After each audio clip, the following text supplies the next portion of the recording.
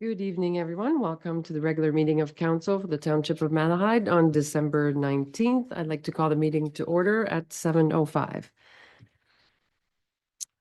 First on the agenda is the approval of the agenda. Anything to add? Seeing none. Resolution, please.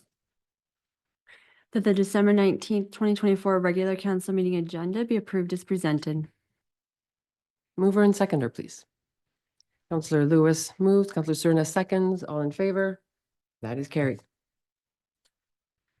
Disclosure of pecuniary interest. Anything this evening? Seeing none. Announcements. I think we should wish everyone a happy holiday season and all the best to everyone. For sure.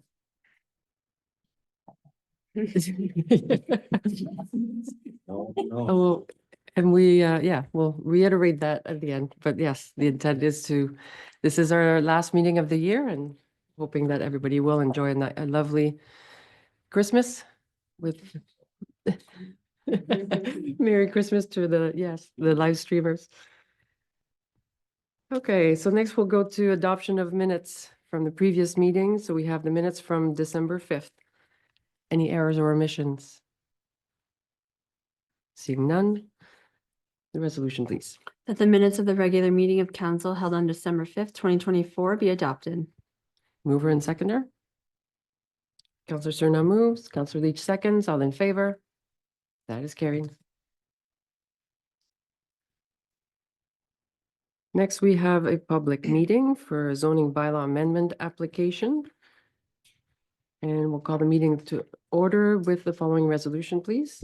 That the public meeting relating to zoning bylaw amendment D14 Z1524 of Lankhausen Farms Limited be called to order at 7:07 p.m. Thank you. Mover and seconder. Councillor Lewis moves, Councillor Glinsky seconds. All in favor? That is carried. So this is a public meeting as required by the Planning Act to allow any person an opportunity to make representation with respect to a proposed zoning bylaw amendment relating to property located at Concession 3, Part Lot 31, Township of Malahide, and known municipally as 52681 Carlton Line. Clerk Adams, can you tell us the method of notice and when was the notice given to the public for this meeting?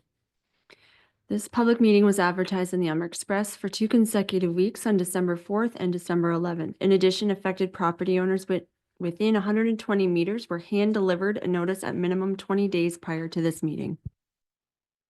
Thank you for that. Mr. Steele, welcome. Can you provide an overview of the application and let us know if there have been any additional comments received? Thank you, Madam Mayor. Before council tonight is zoning amendment application required as a condition of approval of a previous severance application E78-24. I received conditional approval from Land Division Committee on October 23rd for a surplus farm dwelling severance, and as a condition of that approval, there's a standard condition of rezoning the severed and retained lands. Staff have reviewed the application and find that it meets all the applicable planning policies, and no comments have been received from either agencies or the public since the submission of this report. And so staff are recommending that the application be approved, and that I'm happy to answer any questions from members of council. Thank you for that. Before I proceed to questions, confirming there is no one online who wishes to speak. Okay, and there is no one here. So does any member of council have any questions or comments? Seeing none. Oh, Councillor Leach, sorry. Thank you, Madam Mayor. Through to Mr. Steele. So as a condition of this, they do not need to remove their shed?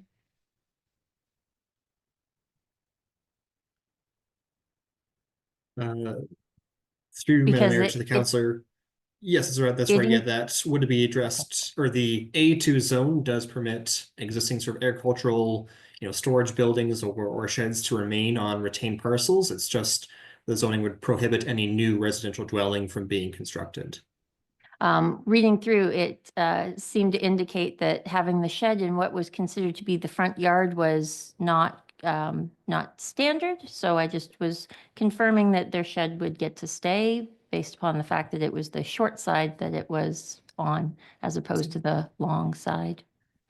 Yes, through you, Madam Mayor, to the councillor. So yeah, for the severed parcel, that is correct. As part of the rezoning, or as part of the severance process, the way the front yard is defined under the bylaw is that it's the shortest boundary of the property that fronts onto a public road. And so as a result of the severance, the front yard would become the western property boundary. And so as part of the zoning amendment, we would recognize the location of any buildings or structures that would typically wouldn't comply. So that would be permitted to stay on the property.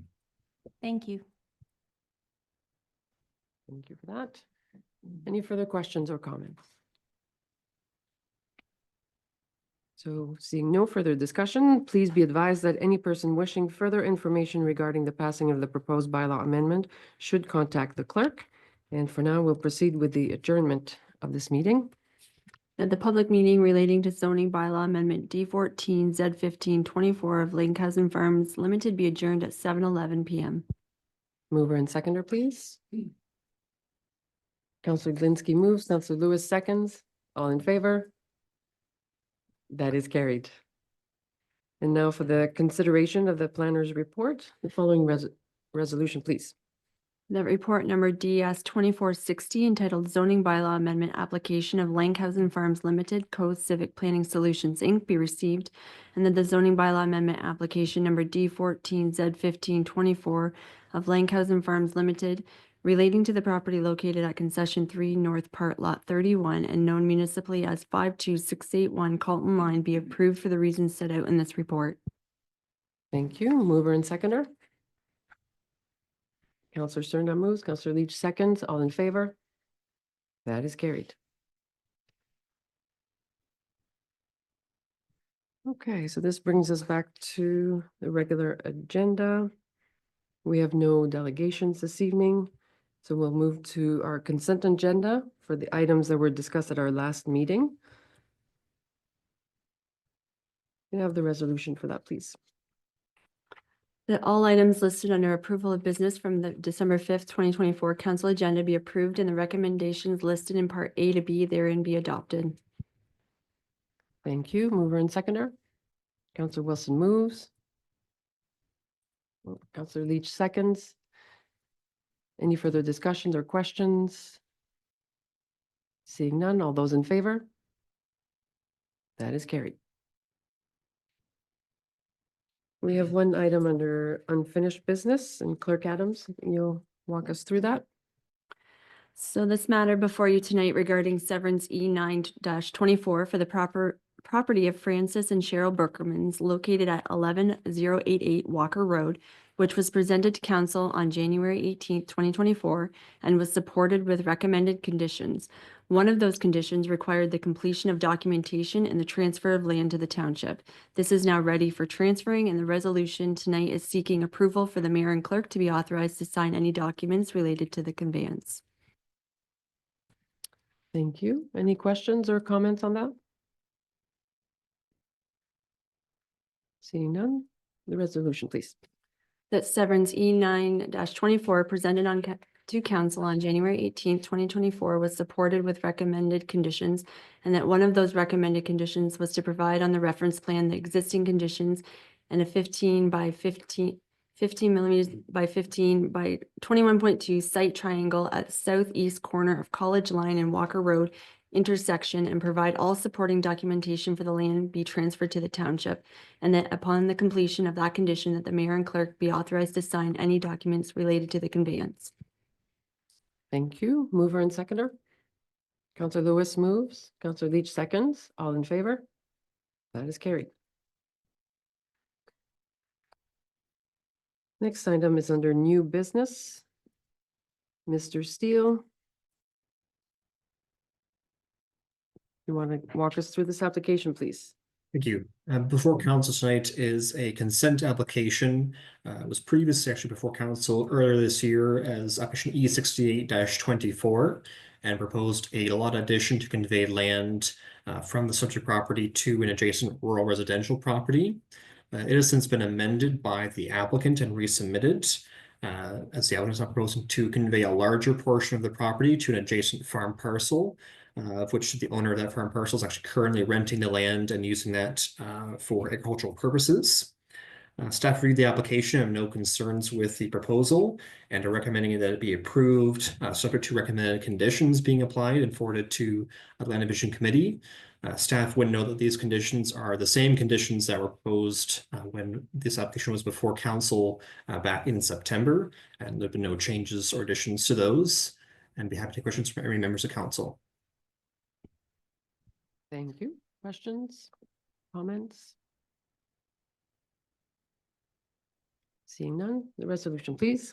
The report number DS 2462 entitled Application for Consent to Sever number D10 E68-24 of Galen McHugh, Melissa Sharp, and Walter Harris be received, and that the application for consent to sever number D10 E68-24 of Galen McHugh, Melissa Sharp, and Walter Harris relating to a property located at Concession 11 West Part Lot 21, RP 11R 4045 Part 1 and RP 11R 3776 Part 3, Township of Malahide, 47254 Mapleton Line be supported for the reasons set out in this report, and that this report and the recommended conditions be forwarded to the Land Division Committee for its review and consideration. Mover and seconder, please. Counselor Cerna moves. Deputy Mayor Whitner seconds. All in favor? That is carried. This brings us to bylaws. Mr. Steele, I was going to wish you a Merry Christmas. I think that was your last report this evening. Yes, that's correct. Yes, thank you again, and wish you a Merry Christmas as well, and look forward to being back in the new year. We look forward to that as well. Happy holidays. So we'll proceed to bylaws. Again, those two items were discussed at our last meeting and ready for approval. The resolution, please. That the following bylaws be now read a first, second, and third time and finally passed. 2472 Video Surveillance Policy and 2471 Langhausen Rezoning. Thank you. Mover and seconder. Councillor Lewis moves. Councillor Glinsky seconds. All in favor? That is carried. Next is Committee of the Whole. With the resolution, please. Resolved that we do now move into the Committee of the Whole. Mover and seconder, please. Councillor Leach moves. Councillor Wilson seconds. All in favor? That is carried.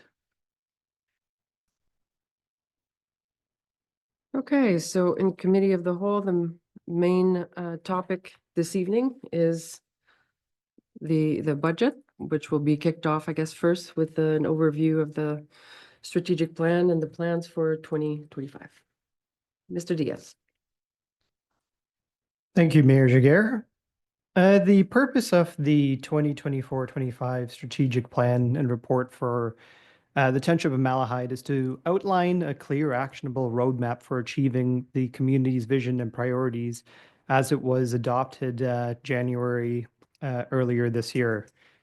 This report is now to establish the township's goals, priorities, and expected outcomes for the next decade with a specific focus on the actions and impacts in 2020 that were done in 2024 and what is planned for 2025 via incorporation into the budget. So just providing a brief overview, there's many sections, so just providing just some highlights for each section of the 4 priorities. Under engage the community, the goal here is to enhance community engagement, provide transparency by sharing plans for improving services, facilities, and communication with residents, and also fostering participation and collaboration with the community in achieving shared goals. The 2024 actions that were done were to enhance access to information through tools like GIS for property details, building permit guides, and streamlined website. Some of these things we already have and we're maintaining. Our future goals are to include pop-up booths at local events, updated newcomer packages, and exploring digital boards for real-time updates. The impact that we're aiming to do is improve public access to critical resources and greater engagement in township activities. Under the priority Unlock Responsible Growth, we are aiming to promote responsible growth and address infrastructure needs, economic development, and housing challenges, and support businesses, attract investment, and align local policies with regional and provincial strategies. Our 2024 highlights were infrastructure updates, wastewater assessments, and as well as a $1.8 million incentivized project that we're expecting to create 100 jobs moving into the future. Our future actions are to update zoning bylaws, pursue grants for water and wastewater improvements, and develop an agricultural growth strategy. The impact here is to increase housing availability, expand their tax base, and support for local businesses. The third priority, maximize utilization of assets. Aim here is to optimize resource management and maximize the efficient use of people, facilities, and technology by prioritizing sustainability, proactive planning, and continuous improvement in service delivery. Our 2024 achievements were facility condition assessments and an adoption of a cloud-based software for permits and document management.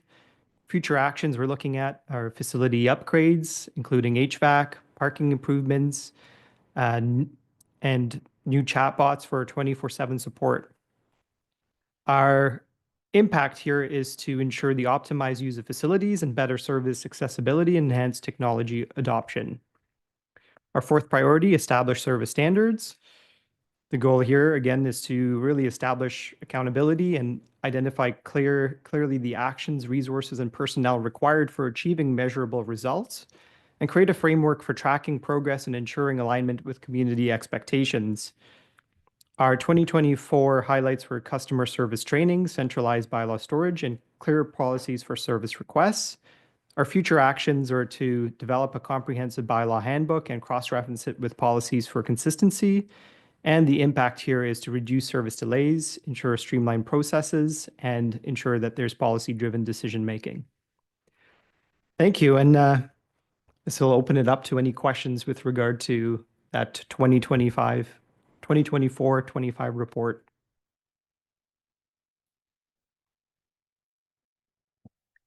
Comments or questions? Councillor Leach? Thank you, Madam Mayor, to CAO Diaz. In the first line of intended resource impact for priority engage the community, CRED manager and front desk staff, there's $500. All the other price points I kind of understand, but what's the $500 for? Through you, Madam Mayor, the $500 was just for supplies in case we wanted any brochures printed or any sort of marketing materials to provide with a potential kiosk booth that we can set up. The plan is also to identify key events that may be a possibility where people are gathering and where we won't be sticking out too much, but available for, I think, any sort of questions with regard to property taxes, bag tags, just be available to answer those questions for residents. Thank you.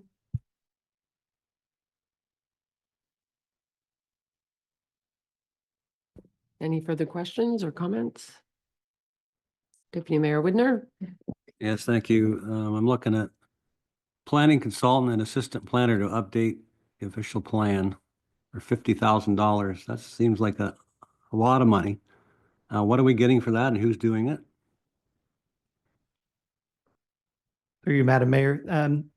The plan is to incorporate. It is incorporated into our budget as a capital project, and the goal is to have our planning consultant work on that. And right now, we're scoping the full extent of it. So generally, it would be captured in the hours that would be attributed to it. So we're working on fully scoping the project. I think part of it is looking at what exactly we need to fully update. There was a updated provincial policy statement. The county updated its its own official plan. So we have to make sure that our official plan is in consistency with these two other documents. And there are also some other updates with regard to provincial policy from ADUs to as well partial servicing. And I think it's our own strategies as well when it comes to where we're going to be allocating our growth. Right now, there's a lot in Springfield. We're going to have to take a look at that strategy, determine is this going to make sense for the next 20 years, 25 years? Is this what we're aiming to do? So part of that is to have a discussion with our planning consultants and also with senior management and sit down and talk about how we're going to update our official plan and how we can get it in consistency with those other documents and with our own strategic goals. Can you remind us when we passed our own official plan and when we're due to pass another one? Is this in advance of, are we due soon already? Is it more to reflect the changes of the policy statement and the county? So it's not we're not at the full comprehensive review yet. We're just as an update. That is correct. Okay. It's generally it's on a cycle of every 5 years you do a general sort of review. Right. When it comes to a comprehensive update, that would be at a more substantial time.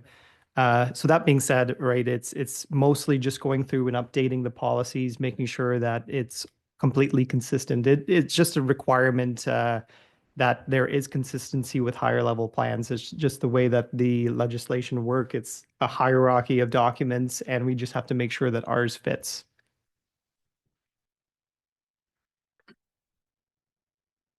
Any further questions? Again, most of the discussion will be during the budget or following the budget presentation. And this is really to set the table in terms of some of the priorities in addition to obviously operating and providing all the basic services. This is for now intended to set the stage for those discussions. Do we have a resolution to receive the report? Thank you. That the implementation plan for the strategic plan be received for information. Mover and seconder. Counselor Wilson moves. Counselor Lewis seconds. All in favor? That is carried. Okay, which now brings us to the moment of the year. Mr. Boylan, over to you for the presentation of the 2025 draft budget. Okay, thank you very much. Before we get started, I would like to take the opportunity to thank senior management as well as staff for their ideas throughout the budget process. Also, a special thanks to Talia Jones, who's with us here tonight, for her dedication and hard work throughout the process as well. Next slide, please. So the primary purpose of tonight's presentation is just to convey information to council at this stage. We will pause about halfway through the presentation to allow council the opportunity to ask questions or provide feedback or direction to staff. We are encouraging a longer review period given the complexity of the budget document to allow for a more thorough consideration. So therefore, it is not our intention to seek budget approval tonight. Instead, we ask that council and the public take the time to review the document in detail over the coming weeks. We will reconvene in our next meeting on January 16th, at which time staff will be available to address any questions or concerns that arise during this review period.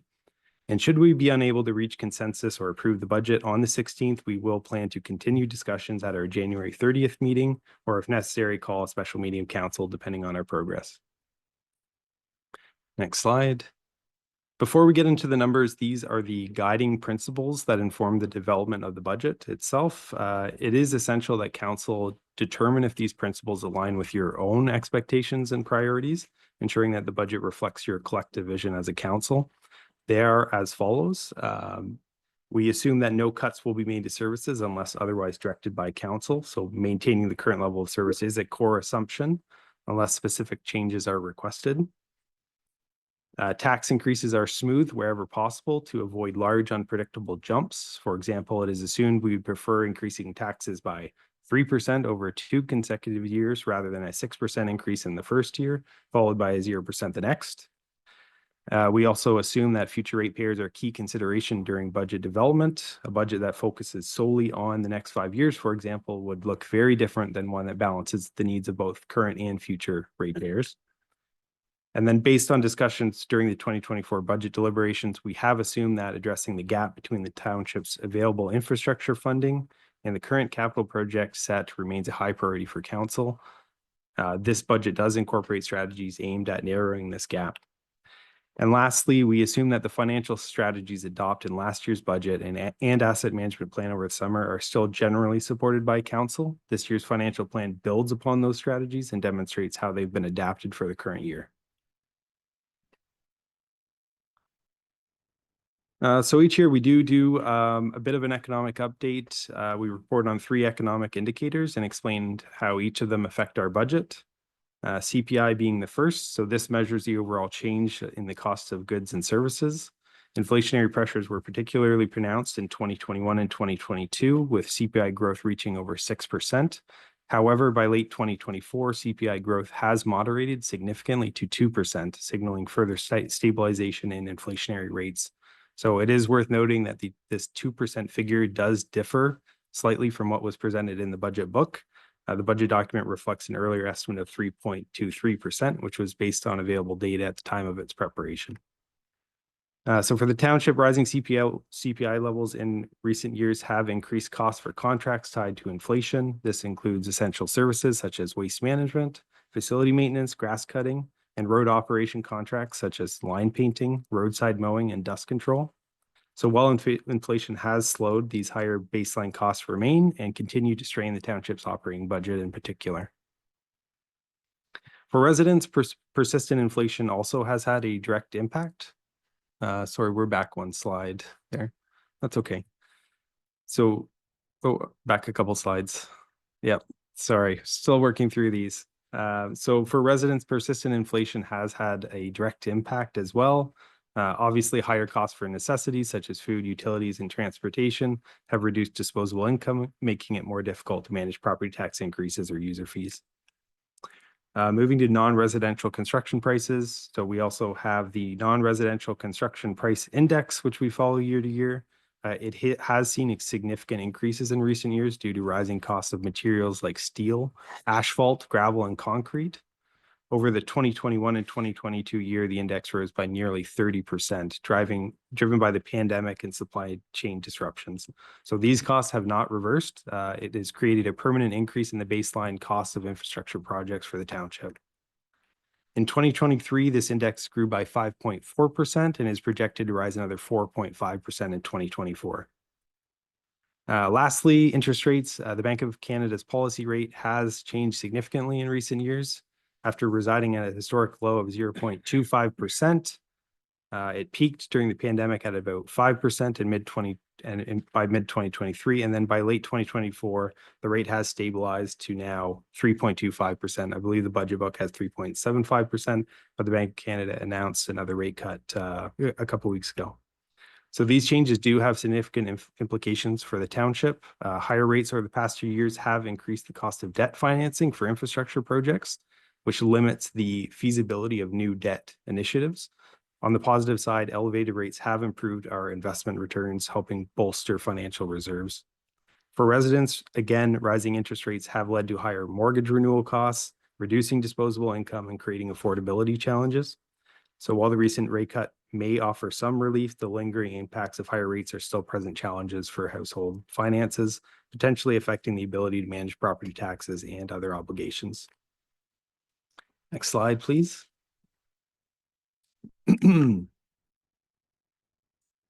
So this slide just provides the context for the township's historic tax increases by comparing them to inflationary trends. CPI, or the blue line, has shown moderate increases over time, but rose quite a bit in 2021 and 2022 before stabilizing at lower levels that we see now for 2023 and 2024. Non-residential construction, or the green line, that's our big dramatic change that affects our capital budget. Again, a 30% increase over 2 years, huge impact on our capital budget and infrastructure costs. And so despite these significant cost pressures, the township did make a deliberate choice last year to defer tax increases, phasing them in over multiple years to give taxpayers a break during these difficult circumstances. So this approach did provide relief to residents, but created a situation where tax increases need to recover lost ground in the future.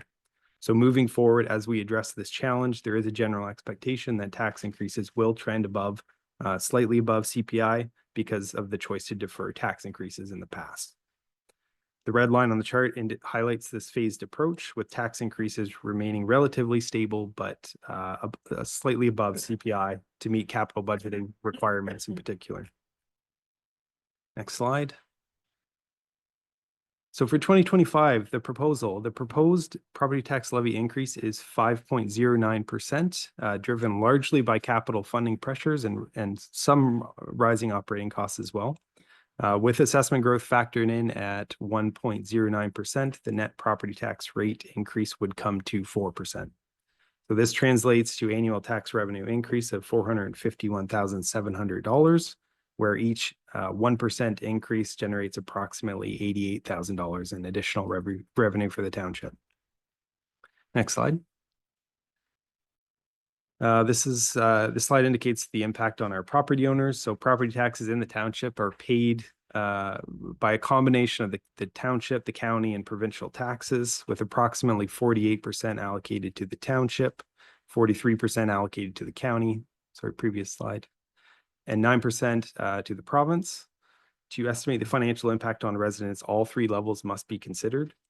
So the township draft budget includes a 4% tax rate increase, as I mentioned, adding additional $81 for a median residential property.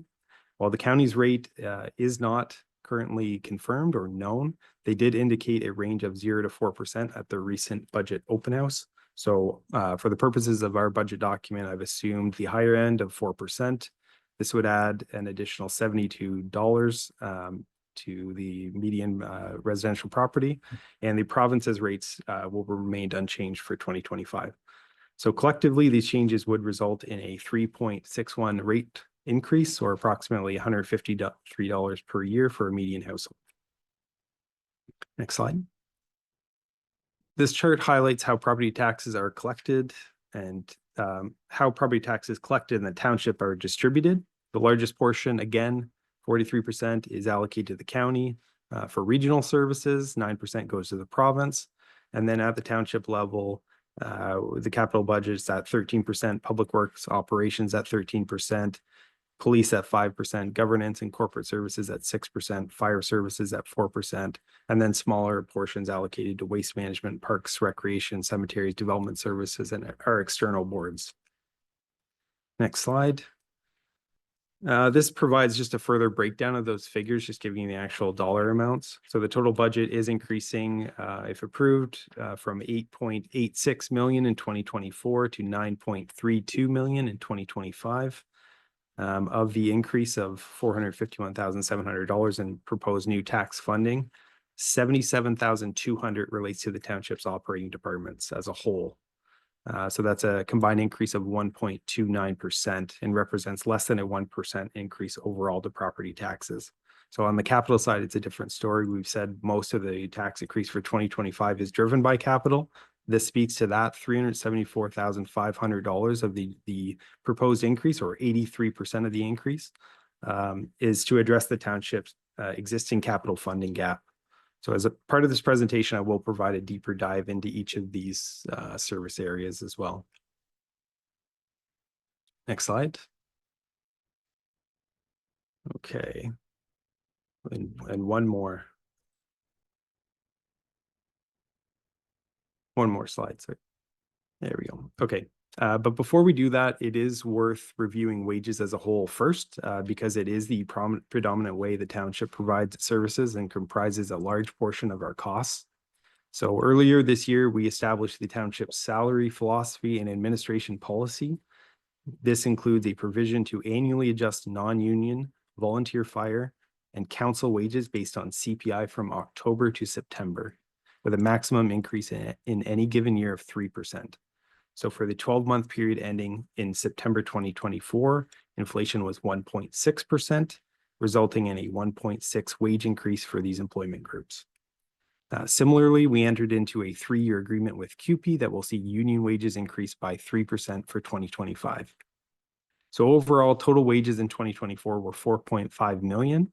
And for 2025, if approved, they are projected to increase to approximately 4.7 million, reflecting a $220,100 increase. Of this increase, 17,500 is expected to be funded through the county RMA. 92,600 will be funded through building permits. That does include a new position at a cost of $82,000, and the remaining $110,000 will be funded through property taxes. I should mention as well, of these totals, approximately 75% relates to actual take-home pay, while 25% relates to labor burden, which includes health benefits, life insurance, pension contributions, statutory deductions such as CPP-EI, WSIB, and EHT. Next slide. So moving forward, we'll go over each of our operating areas at a high level and highlight some of the changes for 2025, which amount to the total operating budget increase again, which was 77,200. So first, we're going to speak about administration and governance. This department oversees core functions such as municipal governance, financial management, human resources, information technology, legal services, and asset management, and also supports council's operations and strategic decision-making. For 2025, the operating budget for this department totals 1.44 million, an increase of 64,000 or 4.67% from last year. As displayed on the pie graph on the left, labor-related costs make up the majority of this budget, accounting for 71% of expenditures. These include wages and benefits for many of the township's employees, such as the CAO, treasurer, clerk, HR manager, tax collector, asset management analyst, administrative clerks, as well as council itself. This budget also funds over $150,000 in service contracts, including one for IT services, legal assistance, the annual financial audit, and the township's employee assistance program. Facility costs relating to town hall and council chambers, including hydro, natural gas, janitorial supplies, phone and internet facility services such as cleaning, as well as general repairs, are also included at a combined cost of $57,100 per year.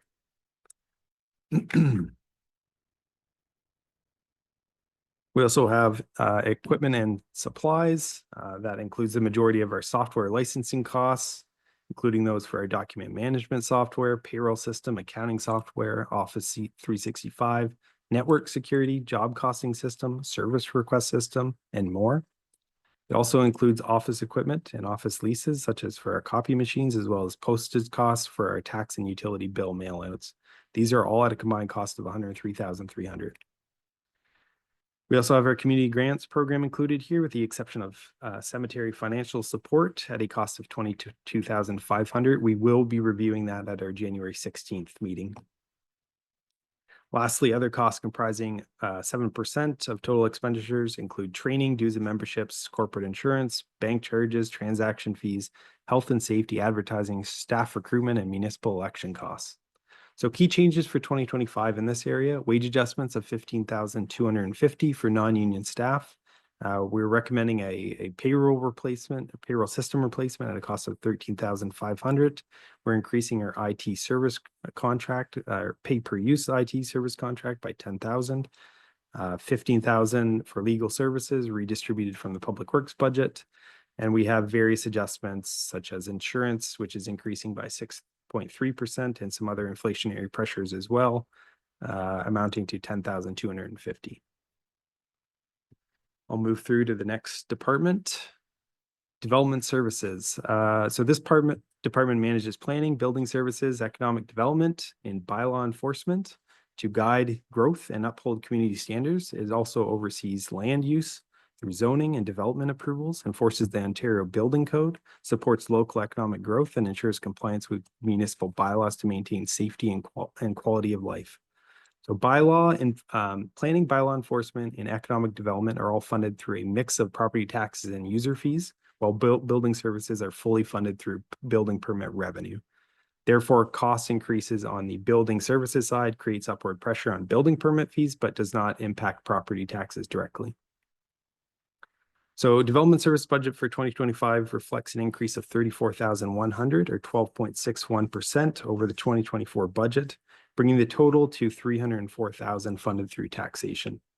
Labor costs comprise 72% of the overall budget, including a community relations and economic development manager, a planning technician, a chief building official, a deputy chief building official, and proposed for 2025, the addition of a junior plans examiner funded through building permits. A significant portion of these services are also managed through contracts. So we have a bylaw enforcement contract with the municipality of BAM, using a municipality of BAM that we pay per use in the township. We also have Monteith Brown Planning Consultants for technical guidance for planning services at an estimated cost of $177,000 for 2025. We also have typically used RSM to backfill building services for building plans review and inspections. Key changes here that impact taxation in particular, we've got wage and benefit adjustments at 21,100, net planning consulting costs of 33,700. So we did increase our estimates for both planning consulting costs as well as the related recoveries through our planning fees. We think on average we are spending about $14,000 to $15,000 per month for both applicant specific work. And as well as like general planning assistance, such as like the council reports, council attendance, and other reviews, such as the Elmer boundary expansion. So those general costs aren't traced back to individual applications and therefore are not recovered through fees, but rather absorbed through the general tax base. Lastly, we're downgrading our estimate of bylaw enforcement costs by $23,000 to reflect our historic usage of that service from BAM. On the building side, we have changes to existing wages and benefits at $10,600. We have the addition of a junior plans examiner at a gross cost of $82,000. I will note, however, that we provide building services to BAM on a pay-per-use basis. So based on the current usage rate, the expectation is that 33% of the cost of this position would be recovered by BAM, which amounts to $27,000. That, along with an adjustment based on the amount of last year's recoveries, combined for an increase in our estimated recoveries from BAM of $52,600 up from 2024. Lastly, we do expect a slight increase in building permit revenues of $25,000 going into 2025, still a lower overall total than what we were seeing even just a couple of years ago. So overall, building services expenditures are expected to exceed their revenues by $68,150. This is an increase of $13,150 from last year. So this will be drawn upon from the Building Stabilization Reserve Fund, which is comprised of past building permit surpluses and is estimated to have a balance of $600,000 by the end of 2024.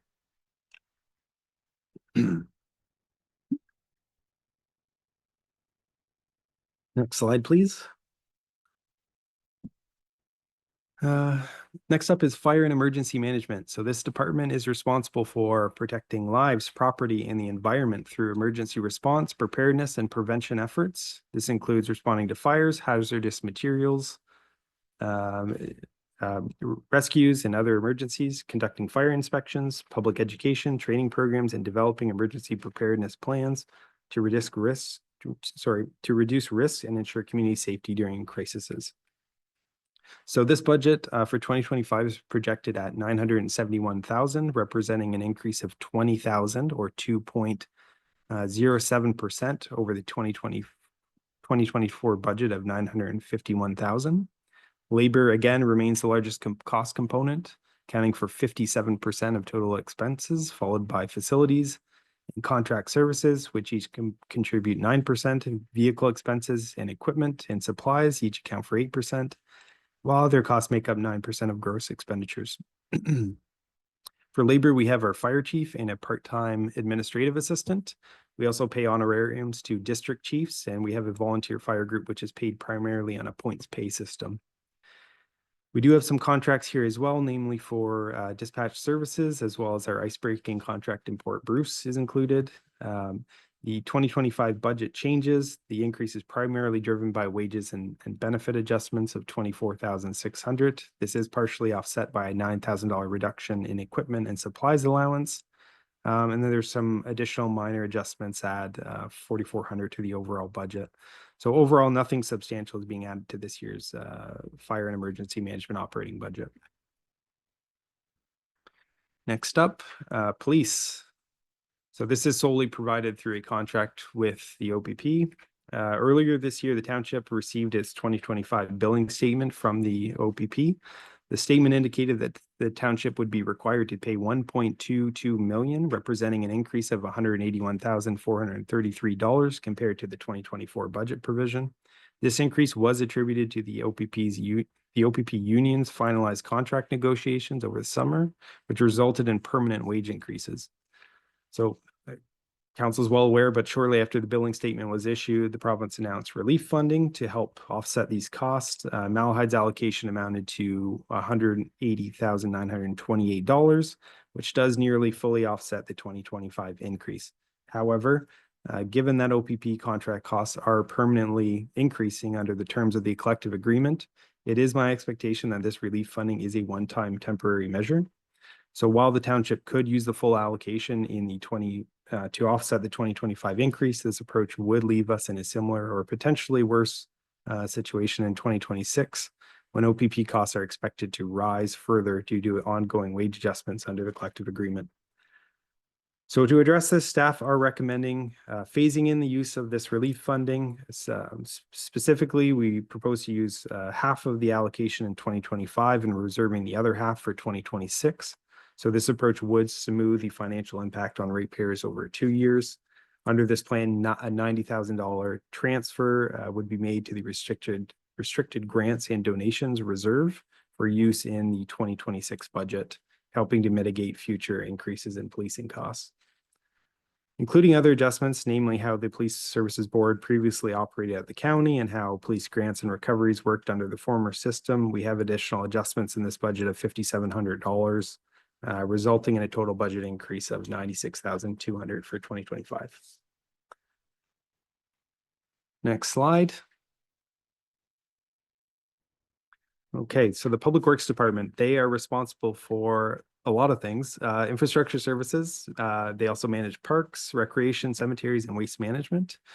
It is the township's largest operating division, accounting for a majority of annual operating costs. So in 2024, the department's expenditures totaled $3.77 million, which has been reduced to $3.66 million in 2025, a decrease of $110,000 or 2.92%. So road operations account for the largest portion of costs. Supporting these operations does require a significant purchase of commodities such as salt, sand, gravel, hot mix, cold mix, culverts, pipes, grass seed, and signage, just to name a few. We also have a significant number of vehicle-related expenses, including fleet fuel, repairs, insurance, and licensing, and the purchase of equipment and small tools, which combined with fleet represent 13% of total operating costs. Labor costs, again, make up 45%, a majority of the department's budget, covering non-union management staff as well as unionized employees, such as the roads foreman and road operators. Most road work is performed in-house using the existing staff complement, which also supports our capital projects in the township's capital budget. Contracted services form another significant expense in this department, including obviously our waste management contract with Miller Waste. Some other contracts cover excavation and ditching, drain maintenance, roadside mowing, brushing, line painting, dust control, and grass cutting. The department also oversees most of the township's facilities, including 2 public works yards, as well as the Malahide Community Place and South Dorchester Community Hall. So there is a lot to this budget area to cover in a presentation, but the budget book hopefully provides additional details for interested readers. For changes in 2025, we have adjustments to wages and benefits totaling $49,000. So we did make a number of estimates last year for labor costs in this area as we are working through the potential effects of our QPA collective agreement. And we are repealing a bit of those, some of those back for 2025 if that $49,000 increase looks low to you. A service level enhancement to the township's brushing program is being proposed at a cost of $15,000. That is also detailed in the budget book. We're shifting $90,500 in tar and chip road costs away from the operating budget and moving it over to the capital budget side. So these costs relate to edge padding. which we rather than having a fixed operating allowance for it, we want to include them in the actual project's costs on a road segment by road segment basis in the capital budget instead. We have a number of adjustments to make our recovery rate from Circular Materials Ontario. Since the province shifted the responsibility of recycling to producers. So ultimately, we did discover that our recovery rate per household is higher than what was estimated in last year's budget because there are additional provisions in it, such as for fuel and promotional and educational material, which increases our budgeted eligible recovery under the agreement. Those changes will reduce our waste management costs as they pertain to the recycling by $89,000. Similarly, we have an inflationary increase to our waste management contract itself, totaling $19,100. Our broker deal with the province for the Port Bruce Provincial Park earlier this year reduced the next year levy by $15,000. We're also increasing facility rental revenues, our estimate for it, by $22,500 based on analysis of 2024's trends, as well as a review of facility rentals booked for 2025. There are many other sorted adjustments included, especially some that relate to materials and supply purchases, some relating to fleet and as well as facility and equipment maintenance and insurance. They're scattered throughout this budget area. They total $42,050. So overall, these changes all net to a $110,000 decrease to the taxation levy for 2025.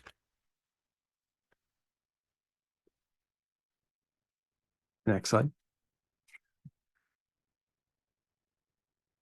Okay, getting into the home stretch here, we have our external boards. They encompass services which provide the township that are not, they encompass services that are provided within the township that are not directly controlled by the township, but for which we hold financial responsibilities. So this does include the township's 50% share in the East Elgin Community Complex.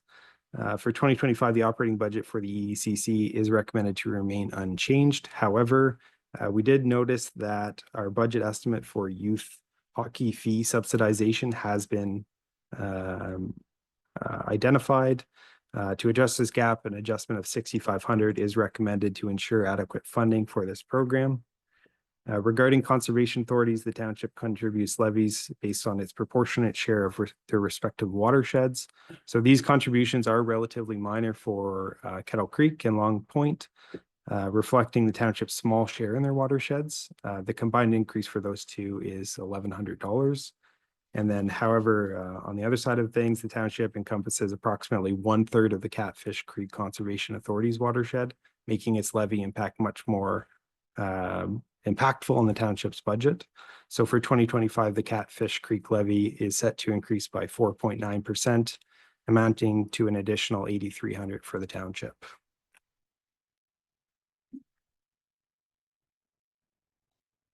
Next slide. Last, we have other revenues. So this area just generally consists of funding sources that offset costs that would be otherwise borne by taxpayers, but are not tied to a specific service area. So a key component here is our Ontario Municipal Partnership Fund, or OMPF, which is increasing by $88,000 for 2025. The OMPF provides unrestricted funding from the province, primarily as equalization payments aimed at supporting small, rural, or municipalities with relatively weak assessment bases. So this funding is seemingly aimed at helping balance the costs of living between rural and urban areas. Malahide receives its allocation due to its large proportion of farmland, which generally generates comparatively low property taxes than other tax classes. So for 2025, the township will receive $960,700 from OMPF. This is, however, down significantly from what we received over a decade ago, which was around $1.4 million. Another key source of revenue is payment in lieu of taxes. These are contributions from properties which are generally they're generally owned by the provincial or federal levels of government. They're made in place of traditional property tax payments. The Ontario Police College is our largest contributor in this area. So we've budgeted $819,400 for 2025 for that. And then we have some additional revenues, including interest and penalties on tax arrears, estimated at 188,000. Collections for provincial offenses such as traffic violations at $5,000, and net supplementary taxes, which are additions to the tax roll during the year at 5,000.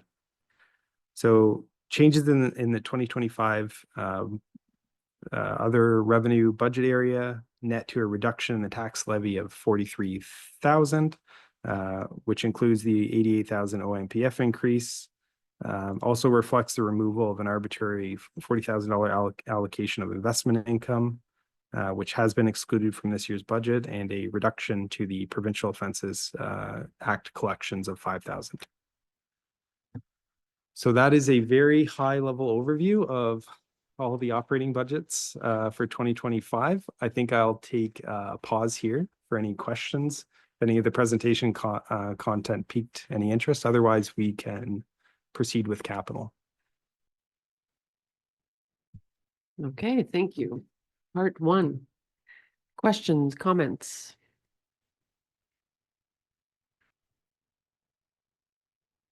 Deputy Mayor Widner. Yes, thank you. To you to Adam. Adam, great job, for one thing. Nice to understand. The median residential property, what is that value now? Yeah, so I did note in the budget book, it is 264,000.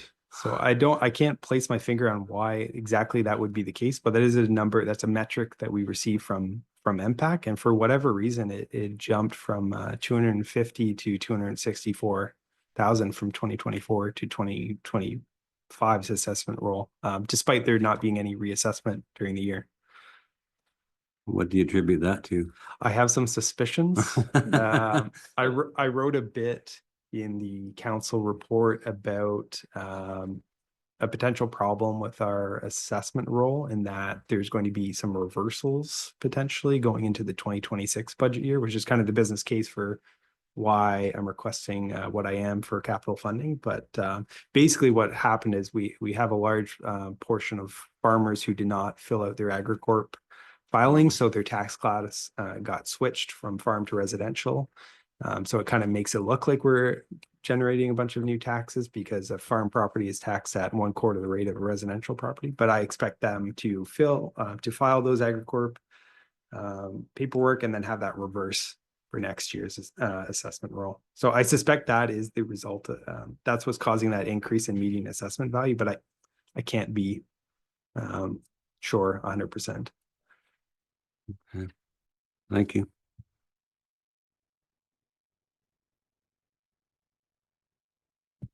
Further questions or comments?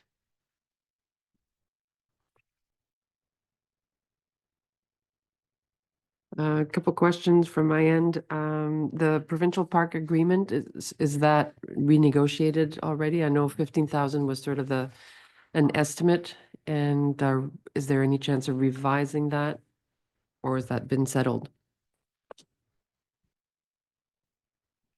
Thank you, Madam Mayor. We are currently having discussions with the province to look at the 2025 and forward agreement.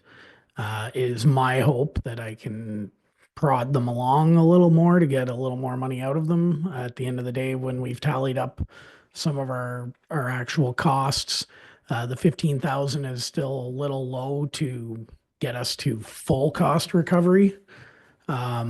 So our hope is that we might be able to get a little more, but that will be coming forward to council. I'm expecting probably around February-ish.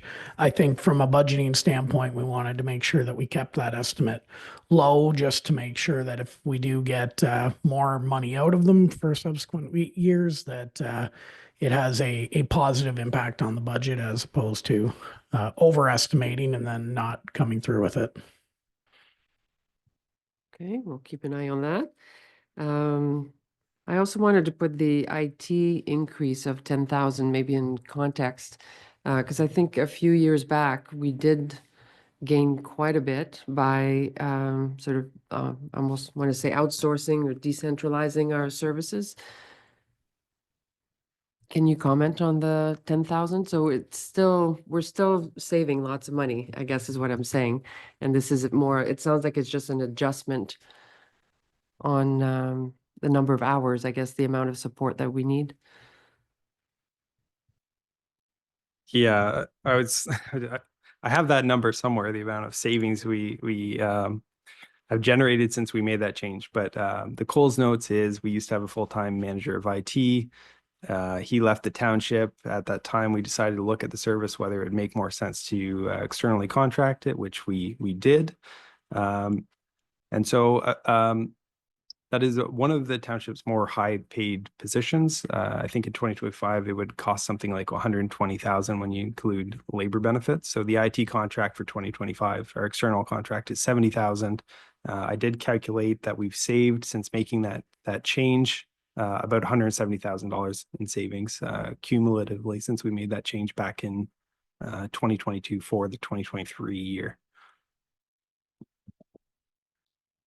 And can you comment on the payroll system? So what's the current state of that? And are we switching software or what's happening there?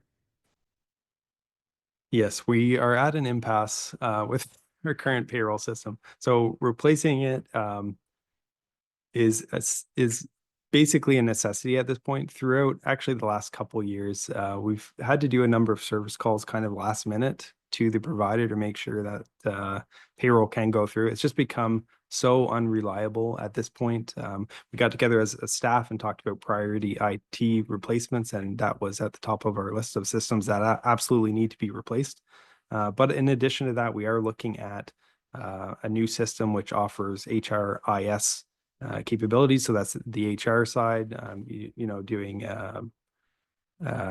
performance management. Like there's things included in the software that would serve some of the aspects in particular of the strategic plan, like management of human resources, in addition to actually just having a functioning payroll system that's reliable for us.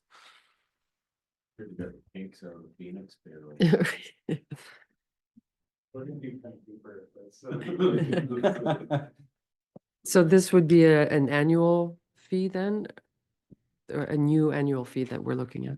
This is the new annual fee. However, there is no one-time implementation fee.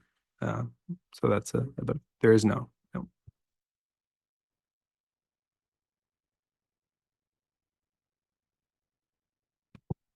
Councillor Serna?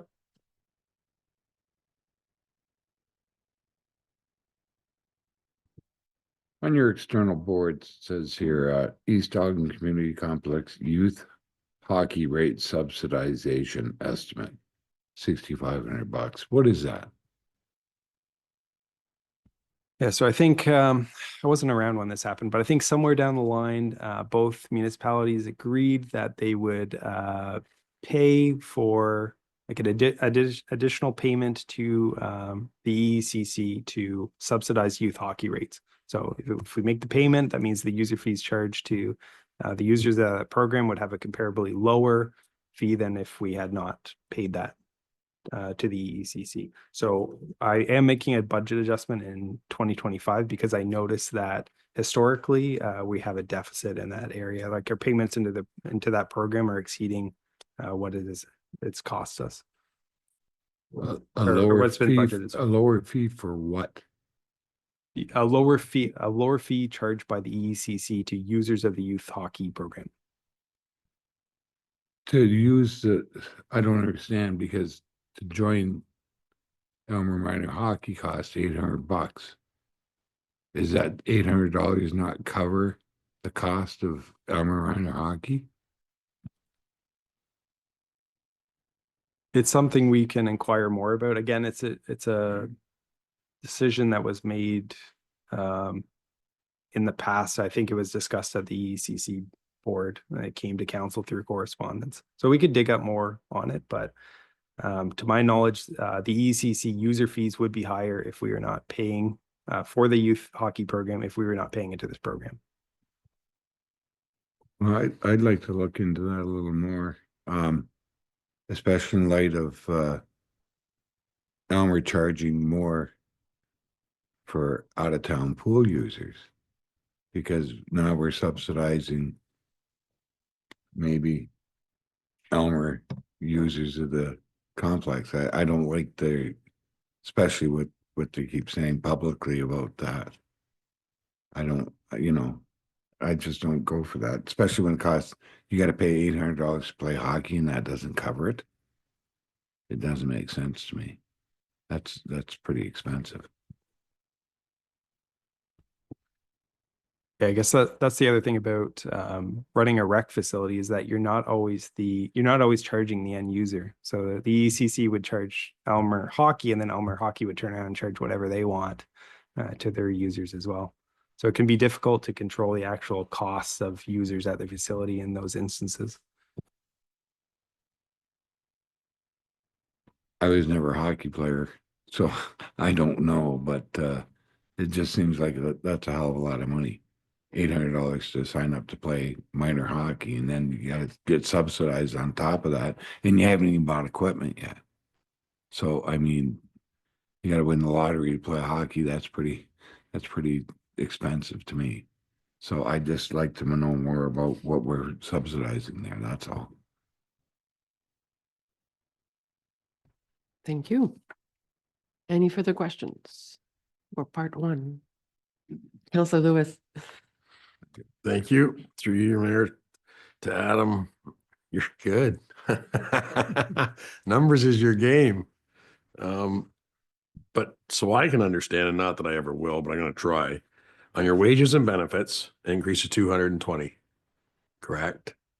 And I'm just going to use the number of that 88,000 for his 1% increase in a sense, right? So is that the increase for all of the departments put together?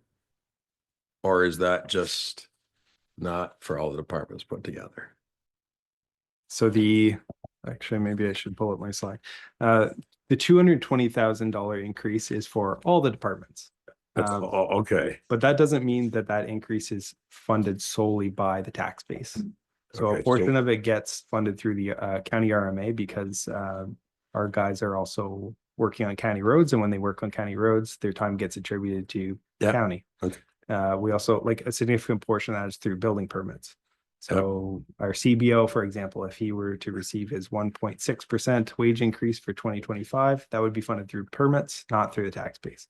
So ultimately, when you strip away all the non-tax funded positions, you get 110,000. So that's for most of the non-union group, anything that's not funded through the county, anything that's not funded through water or sewer, and anything that's not funded through building permits. Okay. So I get that. Okay. So that's a 1.5% increase on wages. If I go to administration and I go to $64,000 increase, that's another 0.75% increase on that 88 thing. If I go to the next one, I'm at a 0.4% increase wages.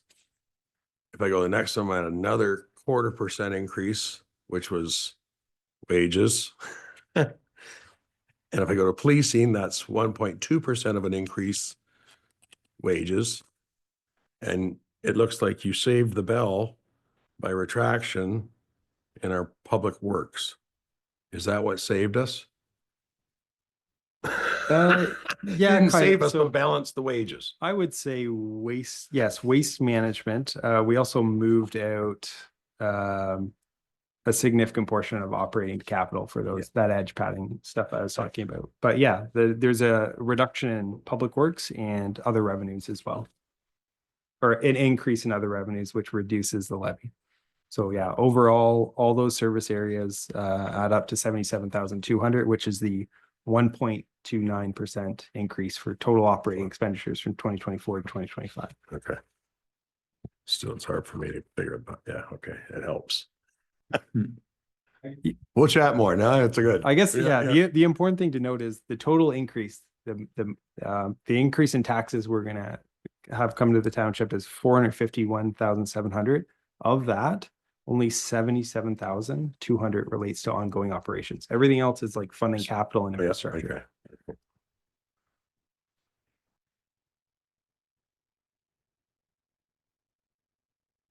Ready for part two? Looks like we're ready for capital budget.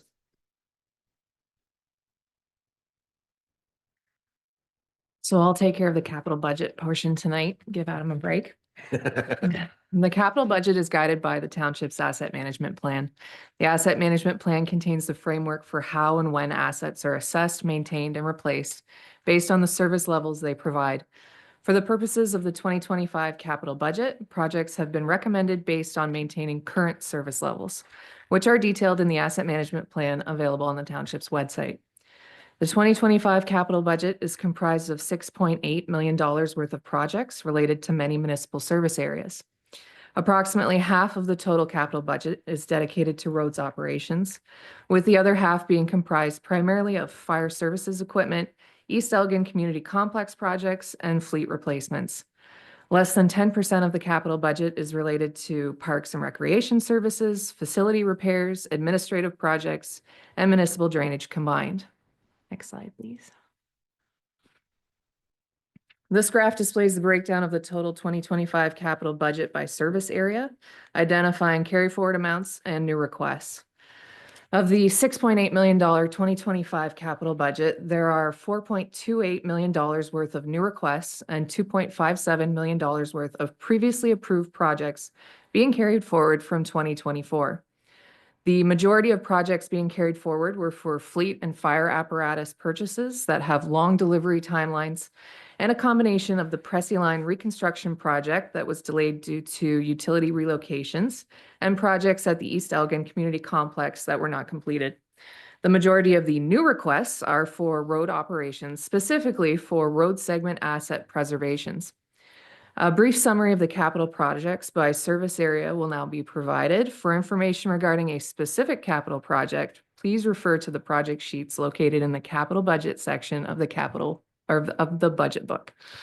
Next slide, please. So we'll start with road operations. For the road operations service area, there are approximately $600,000 worth of carry forward projects, along with $2.5 million of new requests, making up the $3.1 million capital budget for 2025. The majority of the total road operations budget is for surface treatments, rehabilitations, gravel resurfacing, and crack sealing on township roads, totaling approximately $2.2 million. Investing in these road asset lifecycle treatments will ensure that current service levels are being met and will prolong the overall lifespan of road assets. For road maps indicating the locations of these road treatment activities, please refer to Appendix C of the budget book. Approximately 20% of the total road operations budget is carry forward amount for the Pressy Line reconstruction project, totaling $553,000. As previously stated, utility pole relocations took longer than expected this year, causing construction delays. This project is now back on track to be completed in the new year. The guide rail budget also has a small carry forward amount, in addition to the annual request of $100,000, totaling $133,000. This amount is necessary to the continued phased-in installation of new guide rail assets recommended in Phase 2 of the road safety audit. There are 2 new studies recommended in 2025 at $50,000 each for a drainage assessment of the village of Port Bruce and a condition assessment of pier elements that were not rehabilitated in the last pier project, such as the river wall. An update of the roads needs study for $60,000 is also requested for 2025, along with a small carry forward amount of $10,000 for the completion of Phase 3 of the road safety audit. Completing these studies will ensure the township has the most relevant information when updating the asset management plan and for developing long-term financial strategies. The remainder of the roads operations capital budget is dedicated to communications equipment upgrades that are due in part as a result of deteriorating conditions and in part due to the Town of Elmer water tower replacement project. The $87,000 requested for communications upgrades represents the full replacement amount for all communications equipment for the roads department, should placement of equipment on the new water tower require a system-wide technology upgrade. Next slide, please. For fleet and equipment, there are approximately $910,000 of carry forward projects, along with $186,000 in new requests, making up the $1.1 million capital budget for 2025. The tandem and single axle heavy trucks, along with the half-ton pickup truck that were ordered in 2024, are due to be delivered next year. These units make up the total carry forward amount of the 2025 fleet and equipment budget. The new requests for 2025 are comprised of 2 3/4-ton pickups, one with a crew cab, which have been reviewed and recommended by the Equipment Committee. The request for transportable equipment totaling $15,800 is comprised of a replacement chainsaw, a replacement pressure washer, and a new radar speed sign that can be deployed throughout the township to gather data. The equipment and fleet capital projects ensure township staff have the resources required to continue to provide municipal services to the current service levels. Next slide, please. For the fire and emergency management service area, there are approximately $667,000 of carry forward projects, along with $216,000 in new requests, making up the $883,000 capital budget for 2025. The previously approved fire tanker apparatus comprises $691,000 of the total budget, with a carry forward amount of $640,000 and a top-up amount of $51,000. This unit was ordered in 2024 with a 725-day delivery timeline. Fire apparatus must be replaced at the 20-year mark to maintain the township's water tanker shuttle accreditation status. A budgetary amount of $27,000 for accompanying equipment that will be housed on the new tanker has also been carried forward for 2024 to be purchased upon the tanker delivery. The remaining 2025 fire service budget of $165,000 is related to equipment replacement, including an air compressor, bunker gear suits, pagers, water rescue suits, nozzles and adapters, and a portable pump. Next slide, please. Drainage construction and improvement projects may be petitioned at any time by landowners or the township to address drainage concerns. An engineer will then assess costs to benefiting landowners in the drainage watershed. The annual capital drainage allowance of $100,000 is estimated to account for the municipality's portion of cost sharing for any municipal drainage projects that might arise in 2025. Next slide, please. The East Elgin Community Complex Board has provided the township with a 2025 budget forecast, half of which is the responsibility of the township of Malahide. Malahide's portion of the total 2025 EECC budget is $1.16 million. Approximately $300,000 is a carry forward amount for incomplete HVAC projects in 2024, and the remaining $860,000 are new requests for the roof and site works projects. Please refer to the EECC budget forecast in Appendix B for more information on that. Next slide, please. For facilities, there are approximately $100,000 of carry forward projects, along with $272,000 in new requests, making up the $372,000 capital budget for 2025. A carry forward amount of $93,000 for facility projects is recommended for the replacement of 2 aging HVAC units, one for council chambers and one for the administrative office. There was also $7,000 in budgetary savings from the council chambers renovation that is requested to be carried forward and used for customer service improvements to the administrative lobby and meeting room. New facility projects include $207,000 for Malahide Community Place renovations to rehabilitate the leaking flat roof sections, replace the failing rooftop HVAC units, and to rehabilitate the water treatment system. New facility projects also include a renovation budget of $40,000 to repurpose underutilized areas of the administrative office, maximizing staff occupancy. Parking lots at the South Fire Hall and the South Dorchester Community Hall will also be rehabilitated in 2025 with crack sealing and line painting for a total budget of $15,000.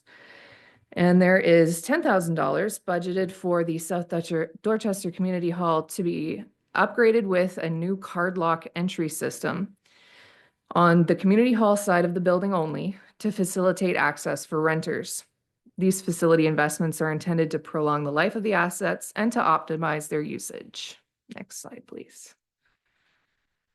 There are only 3 new parks projects requested for the 2025 capital budget. the majority of which are for the rehabilitation of the baseball diamonds located at Malahide Community Place. The ball diamonds chain link fencing and drainage concerns are to be addressed in 2025 with a total budget of $75,000. These rehabilitation projects at the ball diamonds will improve their condition and add value to the community. There is also a $6,000 funding request to install 2 concrete bench pads to address safety and accessibility concerns regarding current bench placements. These 2 benches are located at the Cenotaph Park and at Council Chambers in the Village of Springfield. Next slide, please. There are 2 administrative capital projects requested, a $4,500 annual allotment for the replacement of computer equipment, and an amount of $50,000 for the review and update of the official plan, which we previously spoke about. An official plan is an essential document that guides the development and growth of a community, and it's important to update this plan on a regular basis so that it best meets the community's needs. The 2025 capital budget is developed as part of a 6-year financial plan within the municipal budget. The average annual capital expenditure from 2025 to 2030 is approximately $5 million. These forecasts have been guided by the asset management plan and reviewed by staff to ensure the most accurate project recommendations. This multi-year budgeting approach provides a strategic framework for planning and prioritizing infrastructure investments and ensuring that projects are timed and funded appropriately to meet long-term goals. Some of the highlights of this forecast include the ongoing investment in road segments, the scheduled replacement of fleet and equipment assets, including 2 new fire pumper apparatus, and an ongoing investment in facilities, parks, and recreation. So that concludes the summary at a high level. Adam, I believe, will now go through the funding strategy for this plan. Thank you. So on the funding side of things, the largest portion of our capital funding, 2.55 million, based on 2024 levels of taxation, comes from property taxes, which is set annually by council during the budget process. We also receive 451,000 from the Ontario Community Infrastructure Fund. This is a provincial program that supports infrastructure projects like roads, bridges, and water systems. This funding has decreased by 0.7% this year, and the township does consistently apply this funding against its roads and bridges.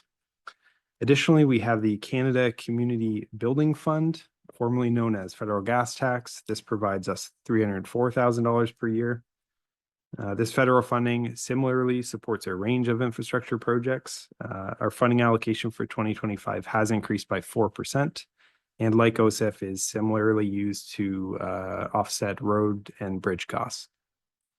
Finally, the township estimates $440,000 annually in unrestricted investment income.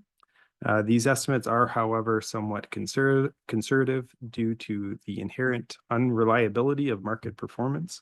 So gross investment income is also highly dependent on reserve balances, which are expected to decline over the next few years, which could potentially impact this funding source as well.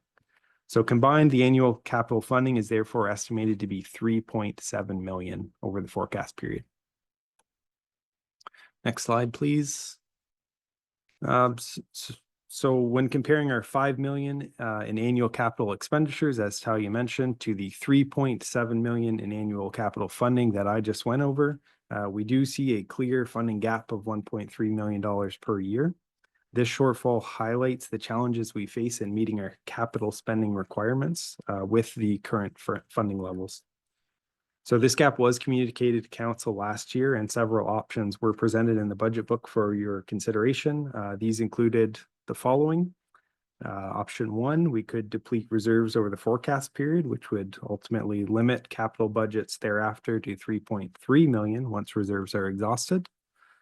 We could cut capital projects, so you'd be looking to reduce spending by $1.3 million annually, which equates to $7.8 million in project cuts over the forecast period.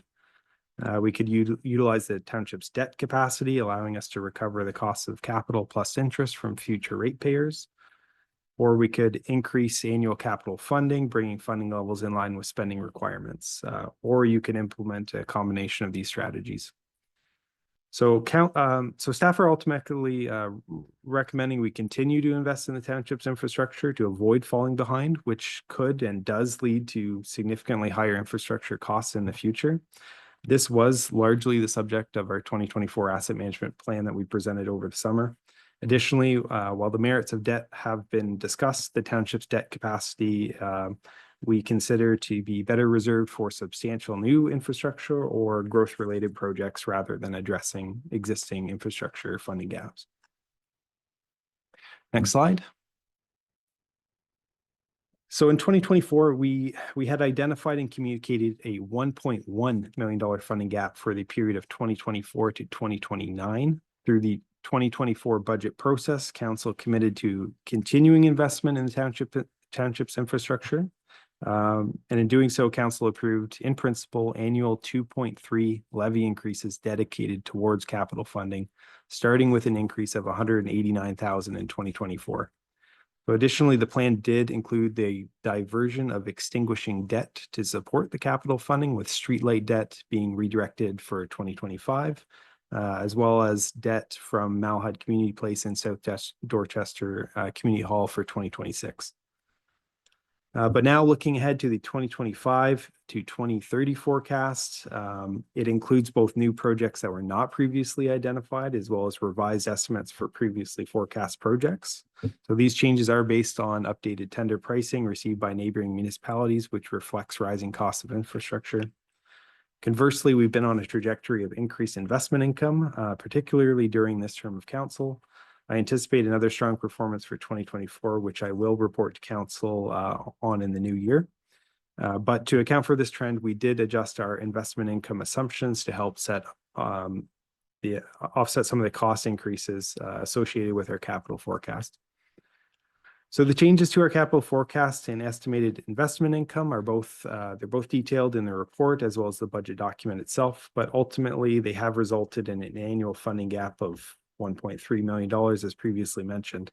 So in light of this, we could recommend that the 2.3% increases would be insufficient given this expanded funding gap. However, we did generate a approximate $550,000 surplus in 2023, resulting in higher than expected reserves. So council will recall, they did direct these funds toward our capital reserve through a resolution.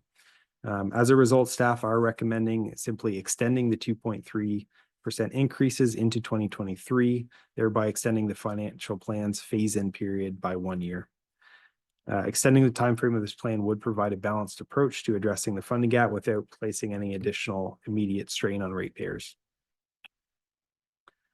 Working through the rest of the slide, you also note that we're recommending a portion of 2026 capital funding increase be included in the 2025 year.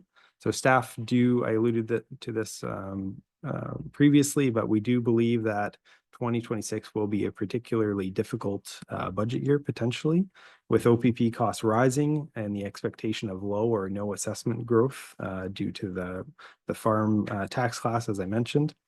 So such a year would also leave little room to make progress on the township strategic plan potentially, if there are cost implications to doing so, or the ability for the township to offer a reasonable tax rate increase for ratepayers. So based on that tax increase smoothing principle that I mentioned at the onset of the budget presentation, we're recommending a higher capital increase for 2025 to better manage 2026.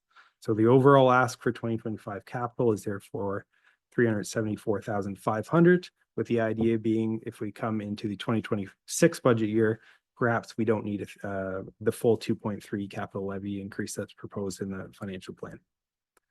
So we believe this approach does align with council's desired strategy, as it allows us to secure low impacts on property owners in both 2025 and 2026, while addressing the township's existing funding gap.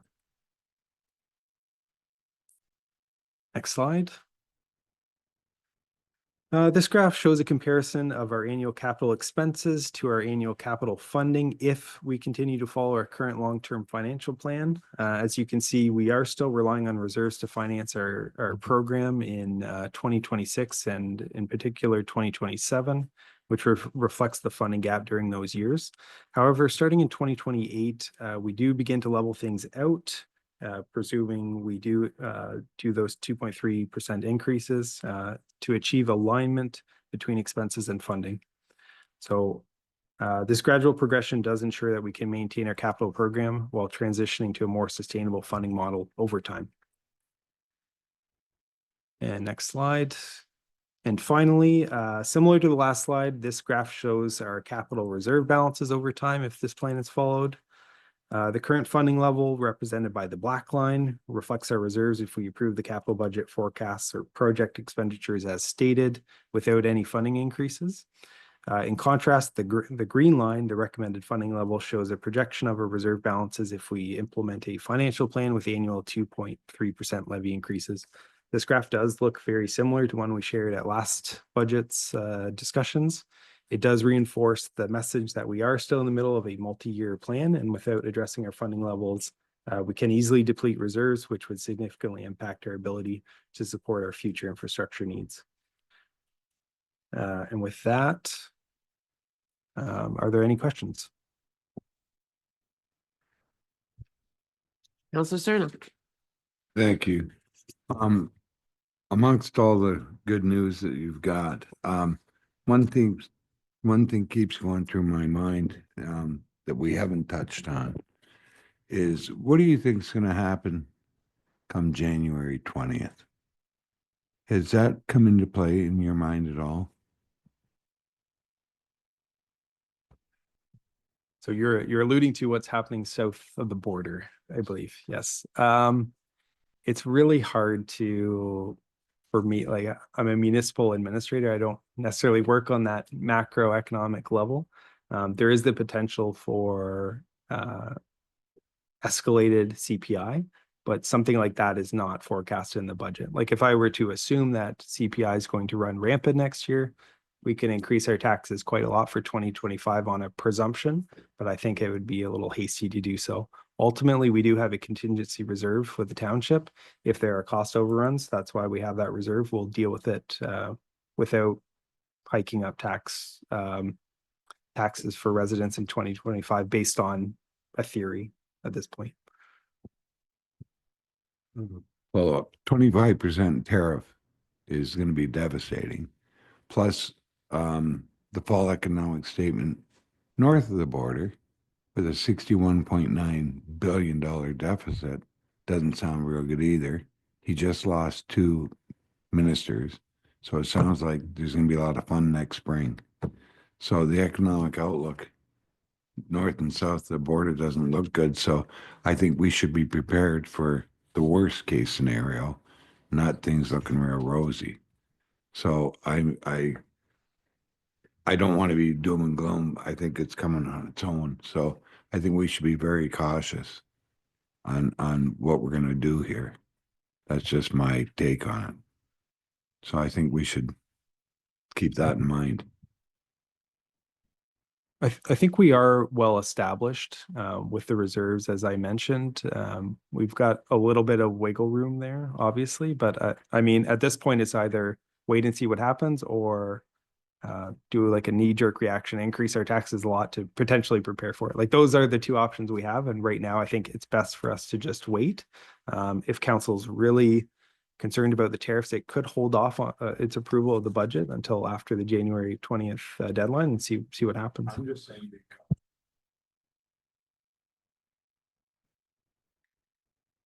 Any further questions? Deputy Mayor Widner. Yes, thank you, Mayor. Through to Adam. Adam, do you know our reserve total?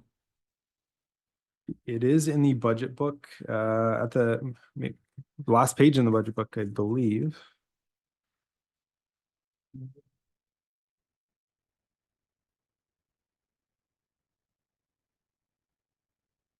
How much?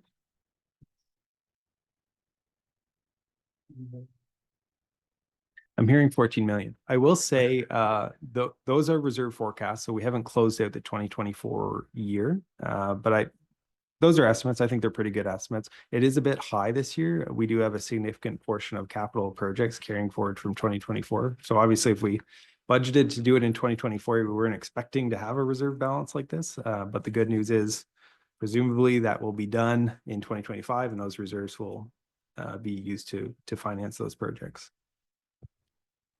I don't have a problem with having reserves, especially what we see coming on in the future and we get some investment income out of them and it's a big cushion. Otherwise, there's going to be some big tax rates around. So just have a follow-up if I could. Natalia did a great job, but you've got a lot of high dollar items in there I'd like to discuss, but this isn't the time. I guess we're just looking at it tonight. Is that correct? This is a time to raise any questions you may have so that either they can be answered tonight or can be looked into over the next few weeks. So I would raise anything All right. you see I will. tonight.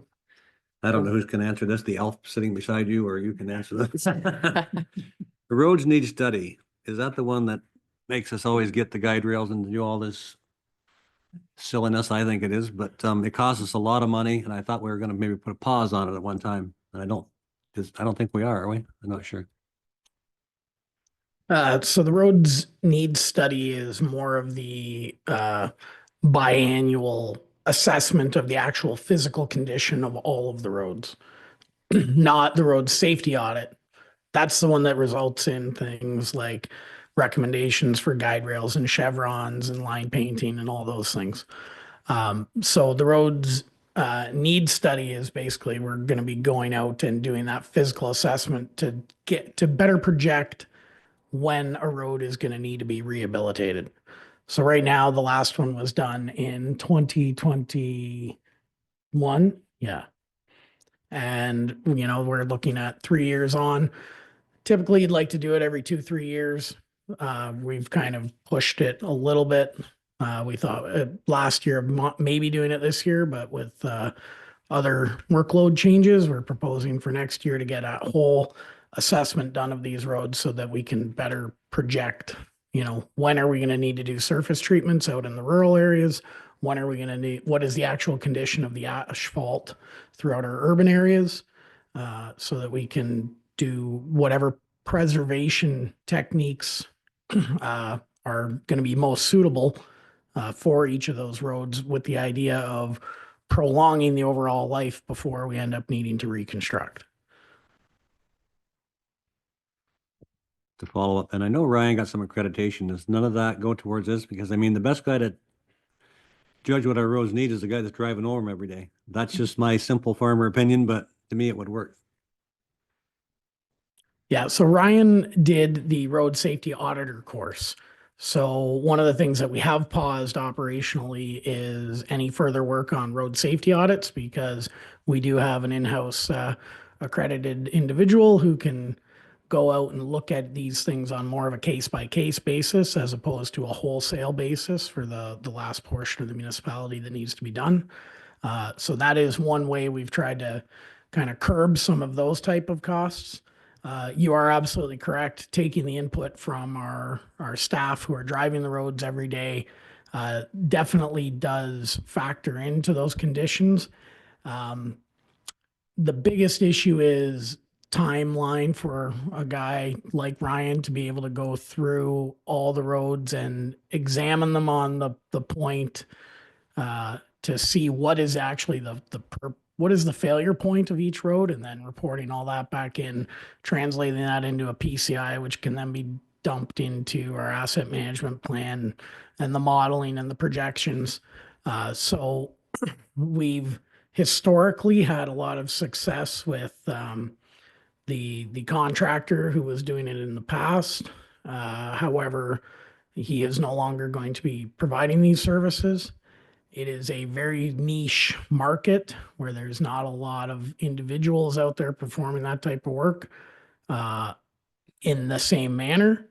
The difference now is there's a lot more AI integration and, you know, using remote sensing and these, like your Google car driving down the street that's scanning the surfaces and reporting back on every little aspect of your road. That is one of the reasons why the value has gone up a little bit. But that's kind of where the industry has gone on that service. So that is why you noted 2021, I think the cost was closer to 25,000. Yeah, 20,000. And just like everything else, unfortunately, the prices have gone up. Counselor Wilson and then Counselor Cerna. Through you, Madam Mayor. This is going back quite a few months ago, but had some residents requesting a bench in the skate park. And I guess if now's the time to ask for a bench in the skate park, now's the time to put it in for it.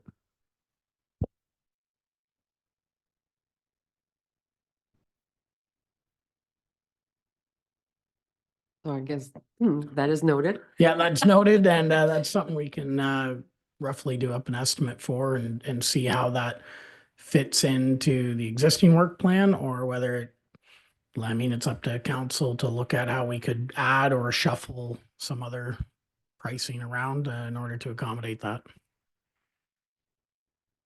Thank you. Counselor Cerna. Yeah, thank you.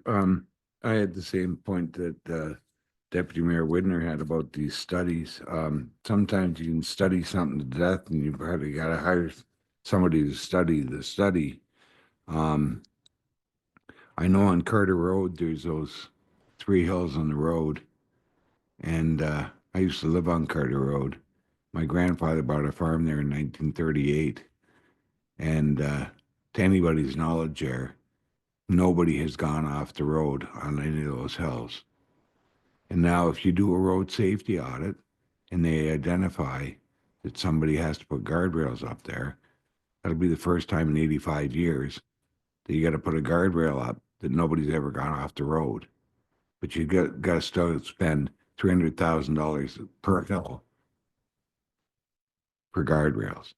Now that to me doesn't make any sense. You don't have to spend $50,000 on a study to tell you, have somebody tell you you spend $900,000 on a road to spend for guardrails that you don't need after 85 years. So that's my thing about studies. You don't need somebody to tell you to spend $50,000 in a study to tell you to spend $1 million that you don't need after 85 years. So I can't see you wasting money like that, especially when you're just telling us budget-wise down the road, we're going to come into some tough times. We got to watch it. So there, I just saved $1,050,000. So I don't think we had any studies planned, and we don't have. well, no, appropriate it fees, says right? here studies, $170,000. Right? Doesn't And say that's the that? number of studies, right? Or I- do you want to I- comment on that? well, Sure. $50,000 for a road safety study, I thought.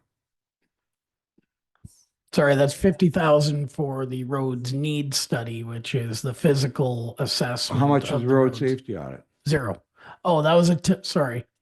That was a $10,000 All carry right, so I forward saved to finish. $1,010,000. I'm not gonna argue about it, Yep. but anyways, we don't need it.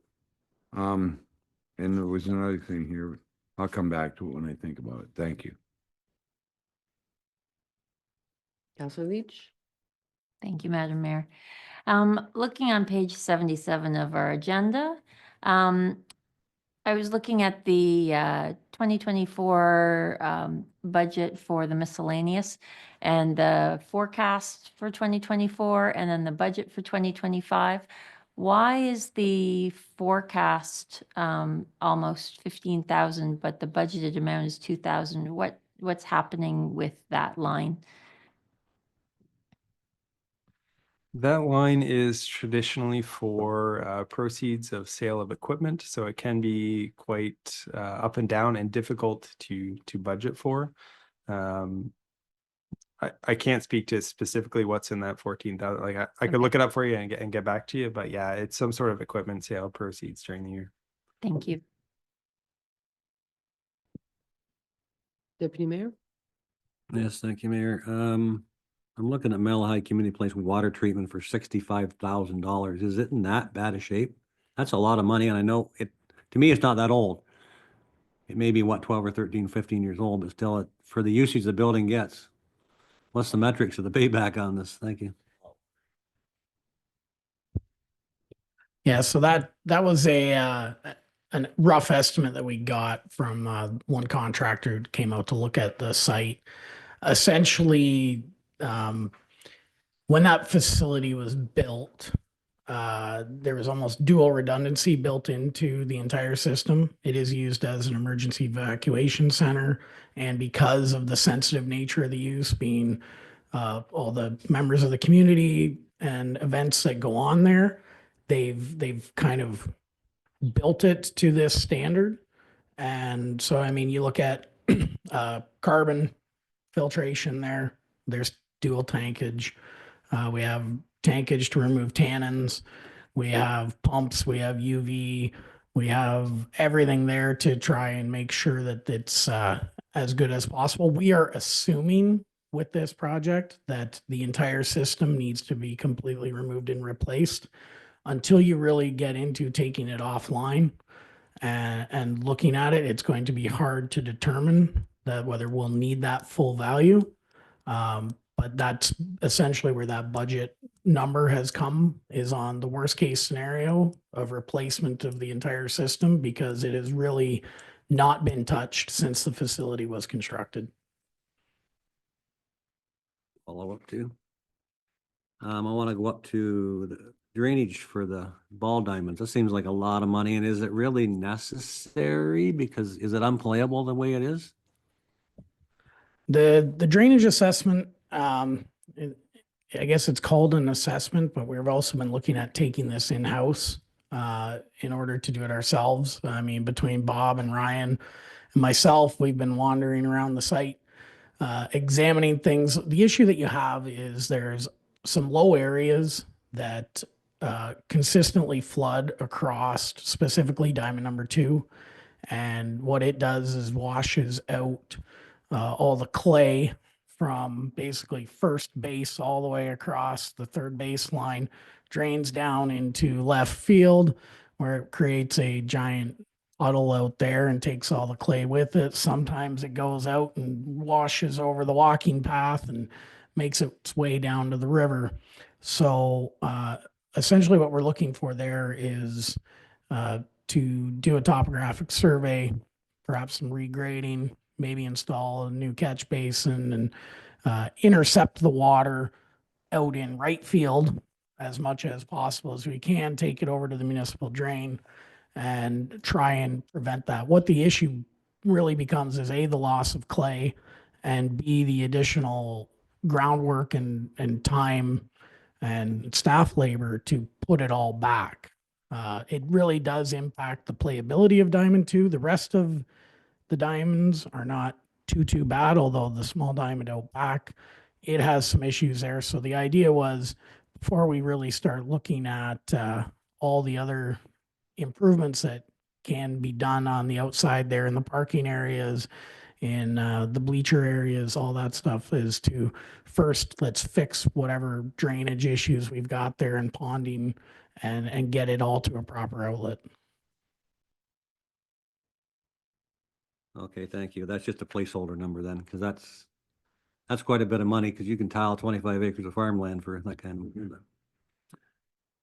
That also is going to include the restoration works of the diamonds, should we need to get into diamond number 2's like playing area, when you start looking at sod and re-leveling of all the clays and stuff on the infield. Our hope is that we can significantly reduce that overall cost by doing some of this ourselves and intercepting as much as possible before it even gets onto the diamond. Thank you. Councillor Glinski.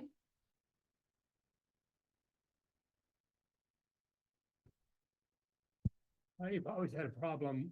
I've always had a problem with studies, and the problem is, once you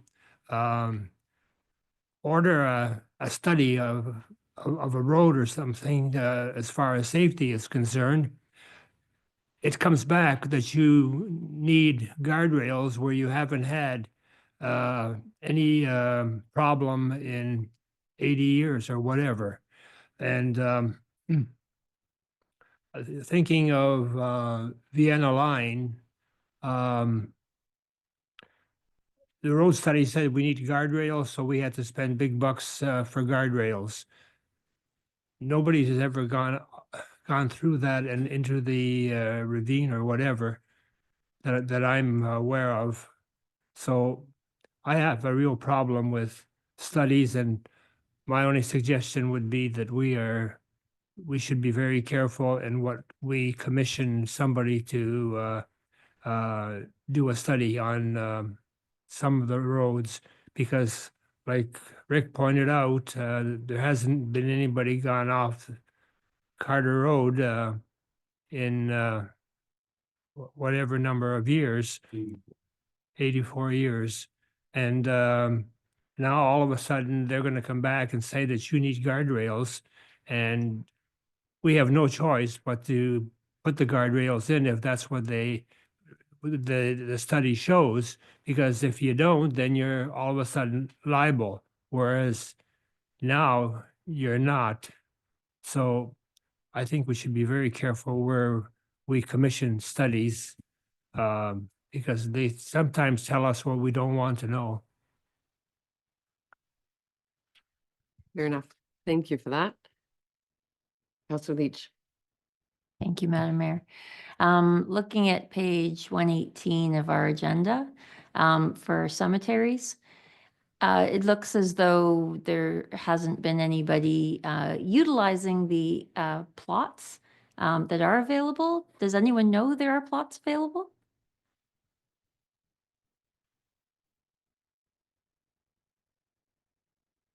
Yeah. To you, Councillor Leach. So there is only plots available at Trinity. So Burdick is also active. However, all those plots are already under private ownership. So people can still get buried there. However, there's no more to be sold. Trinity has that. I did check our website. There's not much as far as promoting that on there. That is something that we could look at improving through the course of the year as we look at the website, for sure. Thank you.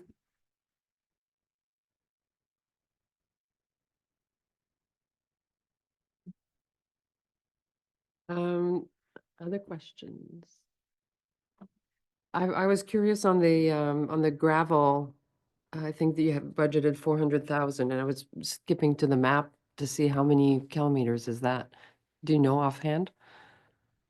And it doesn't have to be tonight. And I'm just curious. To me, it just highlights whether at some point we need to revisit the road strategy just overall to see how much we're spending per mile. Because I think it is a third of our entire budget, like the entire municipal budget. Would that be fair to say? Like all of. So when I think of all of our responsibilities and all of the expectations and services that we need to be providing for good quality of life, it'll be maybe something to look at. And so my next question was, you said that one of the principles you're using is that we're maintaining service levels. So is there a plan to revisit or to ask council or to make suggestions on service level adjustments? It could be enhancing some, lowering some. And as I recall, I think during the asset management plan, I think you alluded that in 2025, there would be maybe some discussions around service levels. And maybe it's status quo for now. And maybe it would be later this year that we would be looking at service levels. So the longer the short of it is that I'm hoping that we will have a discussion around service levels. I think it's okay maybe for now to say, okay, status quo, we're maintaining everything as is. But maintaining sometimes also means that you're not moving forward. You're just maintaining. And it's expensive even just to maintain. So a few thoughts on that. Like I said, the gravel stands out because it looks like very short sections, and which then puts in context like a third of budget for the entire municipality. And then so ultimately, if you can tell me that later this year we are going to discuss service levels, then I would be happy to leave it at that.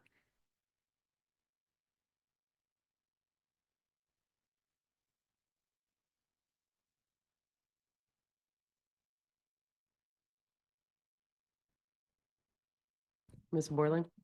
I don't know the proportion of the budget that relates to gravel off the top of my head, but I will say that our next big project after budget is complete is to bring council a new asset management plan that will include targeted service levels. So it'll be council decide how its infrastructure wants to perform and what that means for them and what kind of performance metrics it wants to track. And then we will develop a infrastructure improvement and maintenance program that moves you toward those performance metrics, those targeted performance metrics. Because similar to the road safety study, I get a little bit worried when it's called a road needs assessment, because then it's like whose needs, like, or needs according to what service level? And is there room, like, is there discretion on that?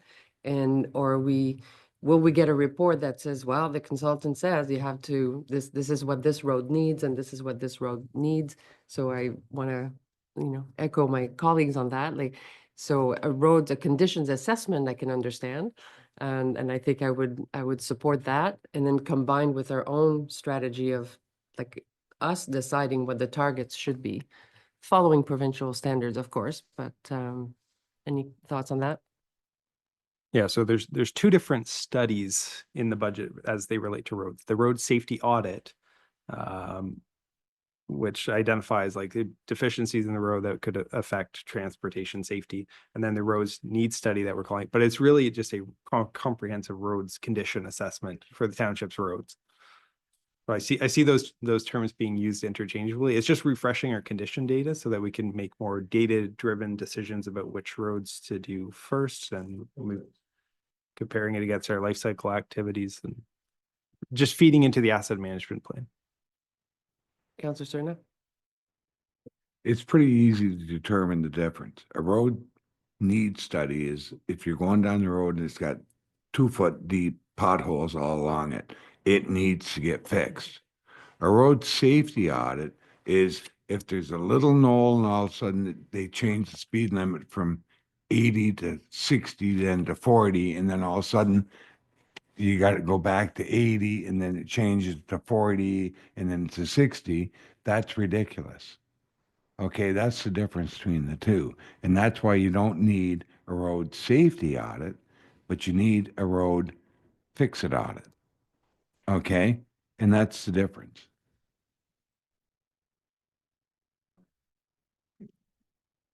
Thank you for the lesson. Mr. Gobby and then Councillor Glinski. Sorry, back to the very first question you had, Madam Mayor. We're looking at about 12 kilometers of gravel resurfacing in 2025.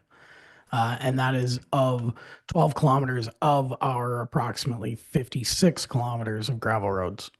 So we aim for a 5-year cycle, and that's essentially putting down 3 to 4 inches of gravel on a 5-year cycle, basically to keep up with what's lost due to compaction into the ground and what is shaved off by plows and what is pushed off by just the weight of vehicles as things flatten and widen out.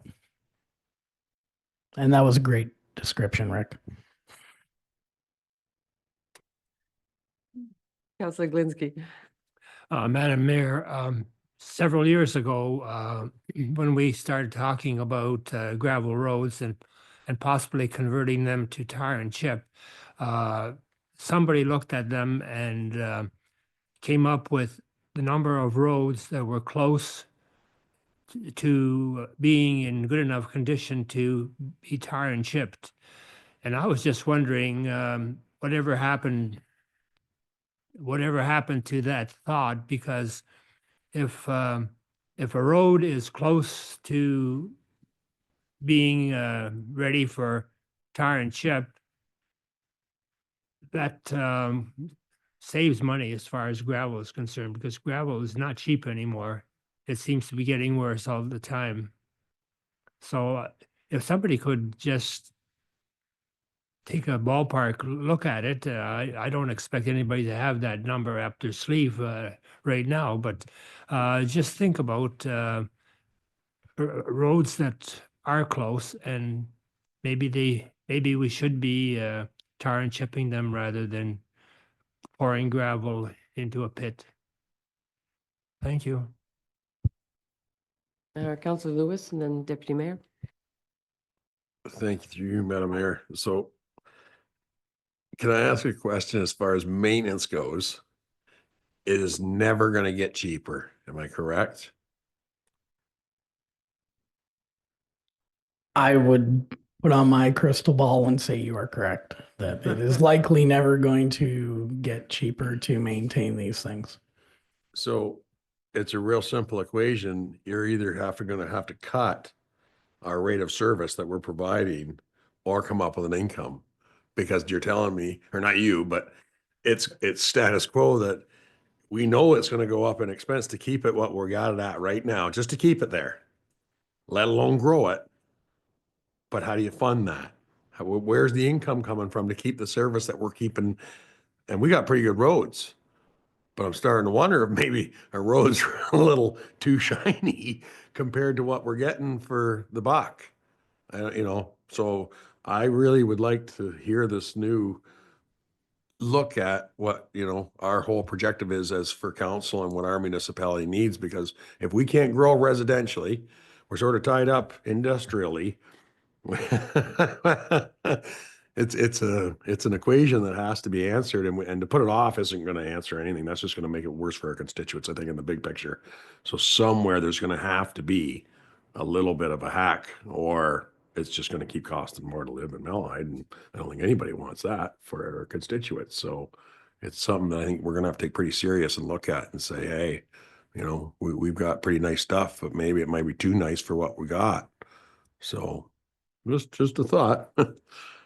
Yeah, because then it then ends up costing more just for the same thing, right? Deputy Mayor? Yes, thank you. I have a question, I guess, for Mr. Godby. I mean, the number 400,000 is getting batted around for gravel, but how much of that is part of that being allocated for new construction? No, that would not be for new construction. That would basically be just maintenance and rehabilitation of the existing. When we look at our new construction projects, the gravel and aggregates that we would be looking at for that are tied to that specific project. So all the aggregate we use on Pressy Road or on College Line when we reconstruct, that's built into those budget numbers. When we're talking about that entry for just gravel resurfacing, that's literally just dump trucks coming down and putting new gravel down on the existing road. Okay, thank you. I did a little bit of studying on this. There is some new innovative products have you seen any of those they can put on these gravel roads when they're in good, you can get them leveled off in good shape and packed, and there's some kind of new things you could put on there. It's working in some places. Do we ever look at anything like that? We have not looked too extensively into some of these products. I think one of the things that we basically have been waiting for is to see what the other guinea pigs, how it works out for them. I guess we would have a hard time wanting to recommend, spending significant amounts of money, recognizing, we're talking 1% at $88,000 on the levy, that we could recommend spending hundreds of thousands of dollars for something that we're not confident in at this time. But you are correct. Technology is coming along, and there are places that are a little more able to absorb these types of experiments. So looking at those types of different treatments is always something that we're monitoring, but have not decided to make a conscious effort on bringing anything forward. That being said, if there are specific ones out there that anyone is aware of to look more in depth at, we can definitely do that. Okay, thank you for that. I know years ago we did a section of Beef Hacienda with some experimental stuff. It wasn't all that great, but I think we got a real good deal on it. And perhaps we could be a test pilot for some. If we got a little section of the road, could we reach out and say, you guys want to try this? Worst case scenario, we scrape it back up, right? So just a thought.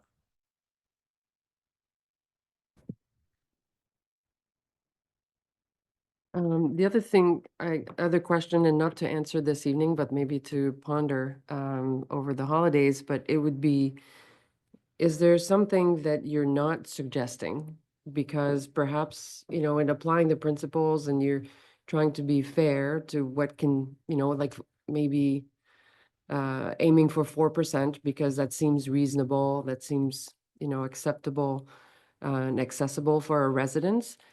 But if we were to park that aside, is there something that we should be talking about? Is there something that should be on this budget, like on a wish list? And not just for the, wish for the sake of a wish, but in terms of advancing the township and continuing to be, like I said, moving forward, as opposed to, this feels very much like status quo. So I would be curious to, it is Christmas, so what your your wish list to Santa would be. And I encourage you to bring that forward and just to see what the cost is, like what you think we should also be thinking about. And even if it's not for this year, then maybe that gets us thinking about other things and other things we want to reprioritize.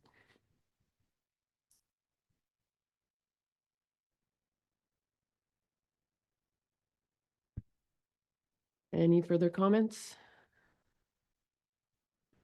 Couple more, Deputy Mayor, and then Council Leach. Yes, thank you, Mayor. I just want to commend Jason and Councillor Lewis. We had our equipment team there, and I guess we are saving one truck over getting 3, we're getting 2, and it's really helpful that you're, acceptable to doing things like that, but we have to look at it because it's a lot of money, and I appreciate that. So then we probably save 50, 60,000, maybe, who knows? Anyway, thank you. Thank you. So my questions are much more specific as opposed to broad. Looking at page 164, they've suggested a storage space as a dedicated workspace. Is it actually going to be suitable, or is a different space going to need to be found? Well, it's gonna have to be suitable because there is no additional space. Yeah, so the project budget is to make it suitable. The building department would be operating there. They have the luxury of getting in and out of the building, so they wouldn't be stuck in the basement all the time. So we do think it'll be a suitable site for them. Because typically a basement with no windows and probably limited ventilation, that would be a consideration for that space. And then my next question is, why the difference in HVAC systems between this building and the admin building? Are they different square foot? Are they different systems? Yeah, essentially the biggest difference is the size of the heating units, heating and cooling units. We're looking at 60,000 BTU versus 100,000. So 60 for here, 100 at the admin building. The fact that the number of individuals and the layout of that building is significantly more complex. And then on top of that, we have identified that the HVAC exhaust system at the admin building is also in need of replacement. You know how codes change, and what was good and fine, as soon as you touch it, we've got to also replace some of that stuff. So those are probably the biggest drivers. Okay, because it looks like the admin office HVAC is only 43 and here is 50. So I wasn't clear on which building was actually more square footage. I think when you go on raw square footage, that's a little deceiving, because when you get the breakup of smaller rooms and offices and stuff, you have more inline ducts, you have more return ducts, you have all those things. So you end up with basically an oversized unit to push the same volume of airs, because you got all these tiny little fingers going into all the various parts of the building, as opposed to when you have larger, more open areas. It's just significantly simpler to dump good air in and suck the old air out. So why is this building more expensive to heat then for the unit? I believe that's relating to the fire hall side, with the fact that it's such a large open bay, and the big temperature spikes and fluctuations that you can have there just by the act of running those doors in and out and running trucks in and out, as well as the humidity factors that you can run into when you're bringing in wet, damp equipment. There's the dehumidification process of the whole HVAC side too. Does the fire hall have radiant heat as well? I believe so, but yeah, I think there's a tube heater in there, radiant tube heater, 2 of them. Thank you. Thank you for that. And I was also remembering during the year, we talked about perhaps enhancing, I'm looking at Councillor Lewis, because I think you had brought up dog waste management. And we said we were gonna look at it at budget time if we needed either service level or a different, like more garbage cans, or I can't remember, but I know we said we were gonna look at it at budget. So I wasn't sure if something was already accounted for or what the plan was. Sorry, that was not anything specifically noted, but I guess from staff's perspective, we felt that that could likely be addressed mainly through our existing operating budget. The overall costs for any kind of changes there are not hugely significant.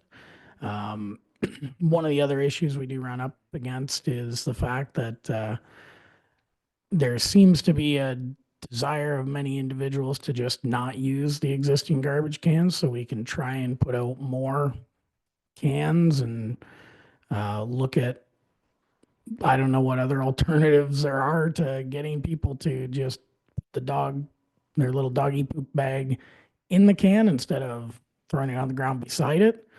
But that seems to be one of the bigger problems. So we're thinking that between the deployment of perhaps some more cans, we haven't explored the idea of some waste stations, but signage, I think, is going to become one of the bigger aspects, signage and enforcement. I don't know if we can get more bylaw enforcement to try and crack down on people, but yeah, it unfortunately is one of those behavioral type things that we're not fully confident that simply putting out another station is going to solve. Okay, thank you for that update. So there's no implication on the budget at this point. Okay. I realize we've been at it for a little while, but happy to power through if everybody's okay. Deputy Mayor? Yeah, I have one question. I guess we have a grant committee. Is there anything in this thing about the grants that we're going to support or not support, or is that not for this meeting, or? The Community Grants Committee did meet and made some recommendations for council to consider at the January 16th meeting. So I'll have a council report accompanying that, which details the committee's thoughts on an application by application basis. Thank But it roughly falls within the current operating budget allocation. Thank you.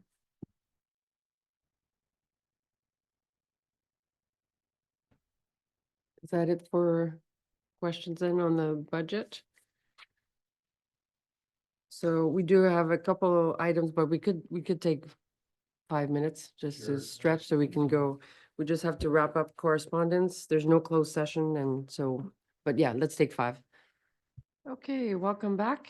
And thank you everyone for the great discussion on the budget, and to staff for once again an excellent presentation. Make our job easier. It's easier to digest and easier to have a meaningful discussion. So thank you for that. So to be continued after the holidays. Looking forward to that wish list. And so for now, we'll just receive the report for information. The report number FIN 2432 entitled 2025 Draft Budget be received for information. Mover and seconder. Councillor Serna moves, Councillor Lewis seconds. All in favor? That is carried. Next, we have correspondence. There are 8 items. Any comments or endorsements? Seeing none, we receive.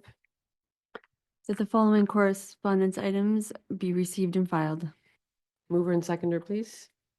Counselor Wilson moves, Counselor Glinski seconds. All in favor? That is carried. So the committee of the whole can now adjourn with the resolution. Resolved that we do now move out of committee of the whole and reconvene the regular council meeting. Mover and seconder, please. Counselor Cerna moves, Counselor Leach seconds. All in favor? That is carried. We don't have a closed session, so we can go right away to confirmatory bylaw. That bylaw number 2473, being a confirmatory bylaw, be given first, second, and third reading and properly signed and sealed. Mover and seconder, please. Counselor Wilson moves, Counselor Cerna seconds. All in favor? That is carried. Which brings us to adjournment. The council adjourns its meeting at 9:27 PM to meet again on January 16th, 2025 at 7 PM. Mover and seconder. Deputy Mayor Widner moves, Counselor Cerna seconds. All in favor? That is carried. Thank you, everyone. Merry Christmas. Have a safe, happy holidays.